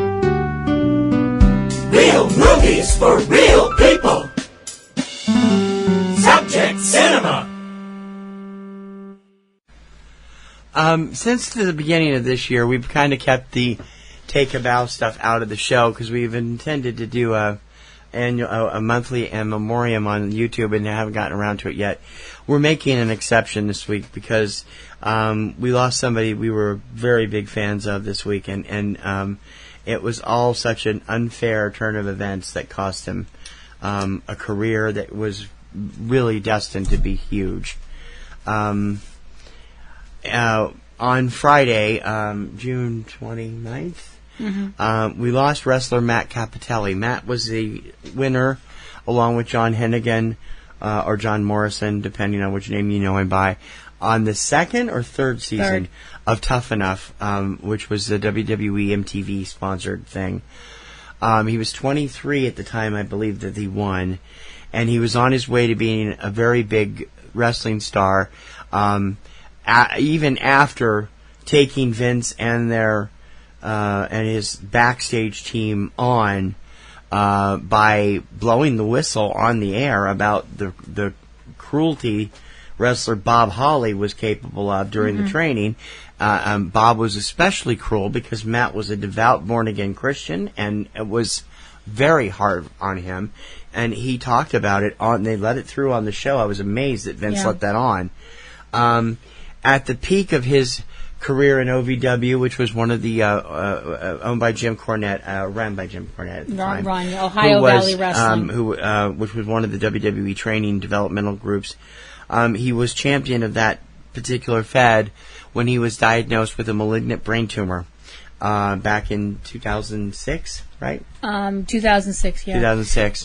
He, as TC mentioned, he went to OVW where he formed a tag team with another wrestler named Johnny Jeter. They were the Thrill Seekers, and he wound up beating Jeter for the OVW Heavyweight Championship. And he was diagnosed with a grade 2-3 astrocytoma, which is a form of cancer. I don't really think we need to know all that stuff. It's too. I mean, it's like, I don't think anybody knows what that is unless we have a doctor listening. Right, sorry. He wound up having to leave wrestling, and he had surgery for the cancer. And it was successful, but he was advised not to return to wrestling. And like snowboarder Kevin Pierce before him, he took his doctor's advice and just became an online entrepreneur. Also, being out there for wrestling fans, he still stayed a fan. Yeah, and he did also work with OVW as a trainer. He did for a while. In 2013, the cancer came back. And this time, he did not win the fight. He was just 38 years old when he passed away on Friday. He was destined to be a superstar. He was. And if he had not had such a terrible turn of medical issues, today he would be up there with and alongside people in the WWE that are hugely loved, including John Cena and Seth Rollins and Randy Orton. He would be one of the top players in the Fed right now. I think so too. Matt had a beautiful smile, had an enormous amount of spirit and optimism and positivity, and he had that right up until the end of his life. We would like to extend our sympathies to Matt's family and to his wife, Lindsay. And you said it best, because Billy Joel said it best when he said, "Only the good die young." Oh, I also just want to take this moment to say thank you to Deadline.com for actually covering his passing. I would have never expected that, except that he was a tough enough winner, and it brings his story to more people. And maybe one day out there, somebody will make a movie about his life and show what a true young man's heart can really be. Matt, we will miss you so much. Rest in power, Matt. Subject Cinema. We hope everyone has enjoyed our look back at the Salem Film Festival for this year. In the next 4 weeks, we're going to be covering all of the Boston Film Festival scene from March and April and early May, and also back to February, as well as the film series. We'll be talking about a couple more of them next week, hopefully with a couple more reviews. We also hope to have a review of another film that was at Salem that we did not get a chance to see when we were there, and we forgot to watch it this week. It's called Ramen Heads. It's been a big hit online and in theaters, and we hope to bring you a review of that as well. And if you go up to Salem, tell them Kim and TC from Subject Cinema sent you there. You know what it'll get you? Nothing. Yep. Well, no, that's not fair. Paul Van Ness knows who we are, some of the people involved with the festival, but that's about it. And they'll probably roll your eyes and go, oh, those weirdos. Although if you go to Tavern on the Square, and ask for Jordan, that's Kim's nephew. He's a waiter there. Anyway. And that will get you absolutely nothing, too. Yeah. So, and as I said, I've been very fortunate with my mother's passing that she left us a little bit of money, and we put most of it away, but we set aside some to upgrade our equipment.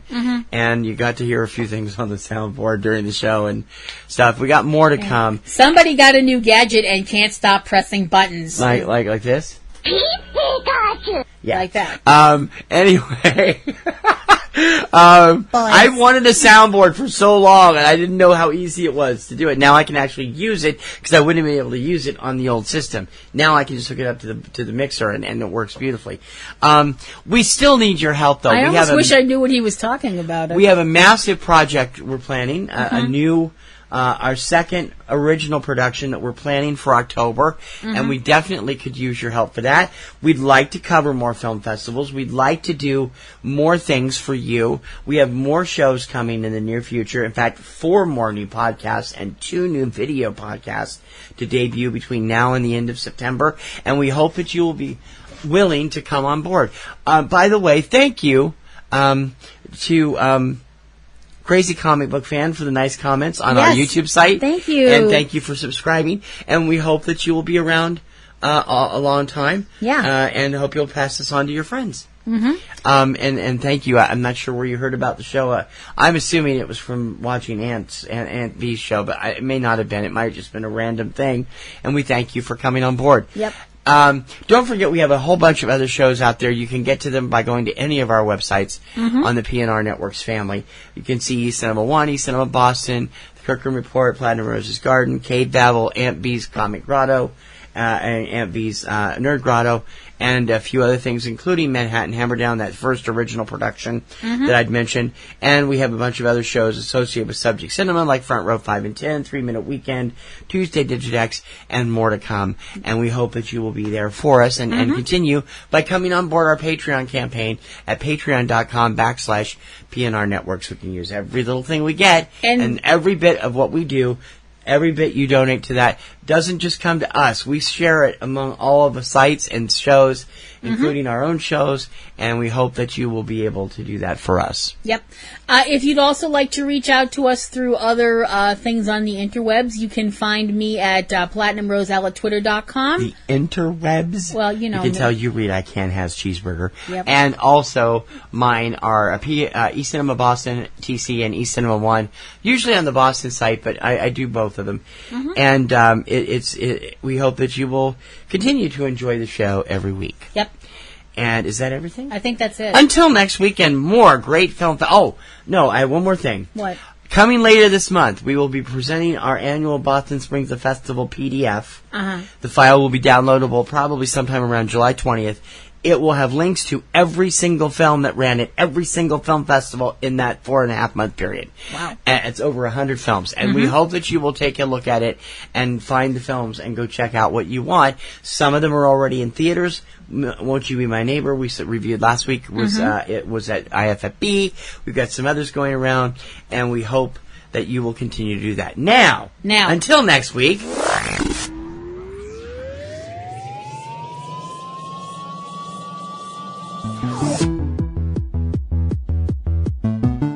For Subject Cinema, I'm T.C. Kirkham. I'm Kim Brown. May your popcorn always be buttered. And may your roses always be in bloom. TTFN. Bye now.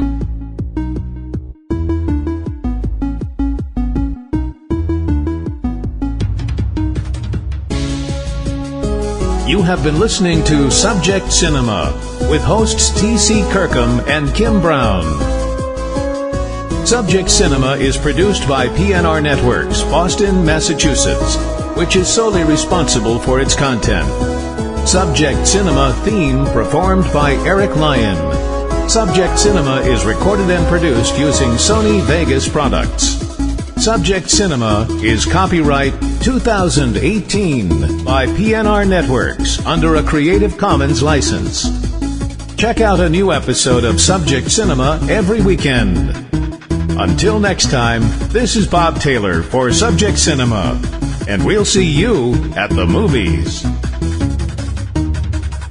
That's all.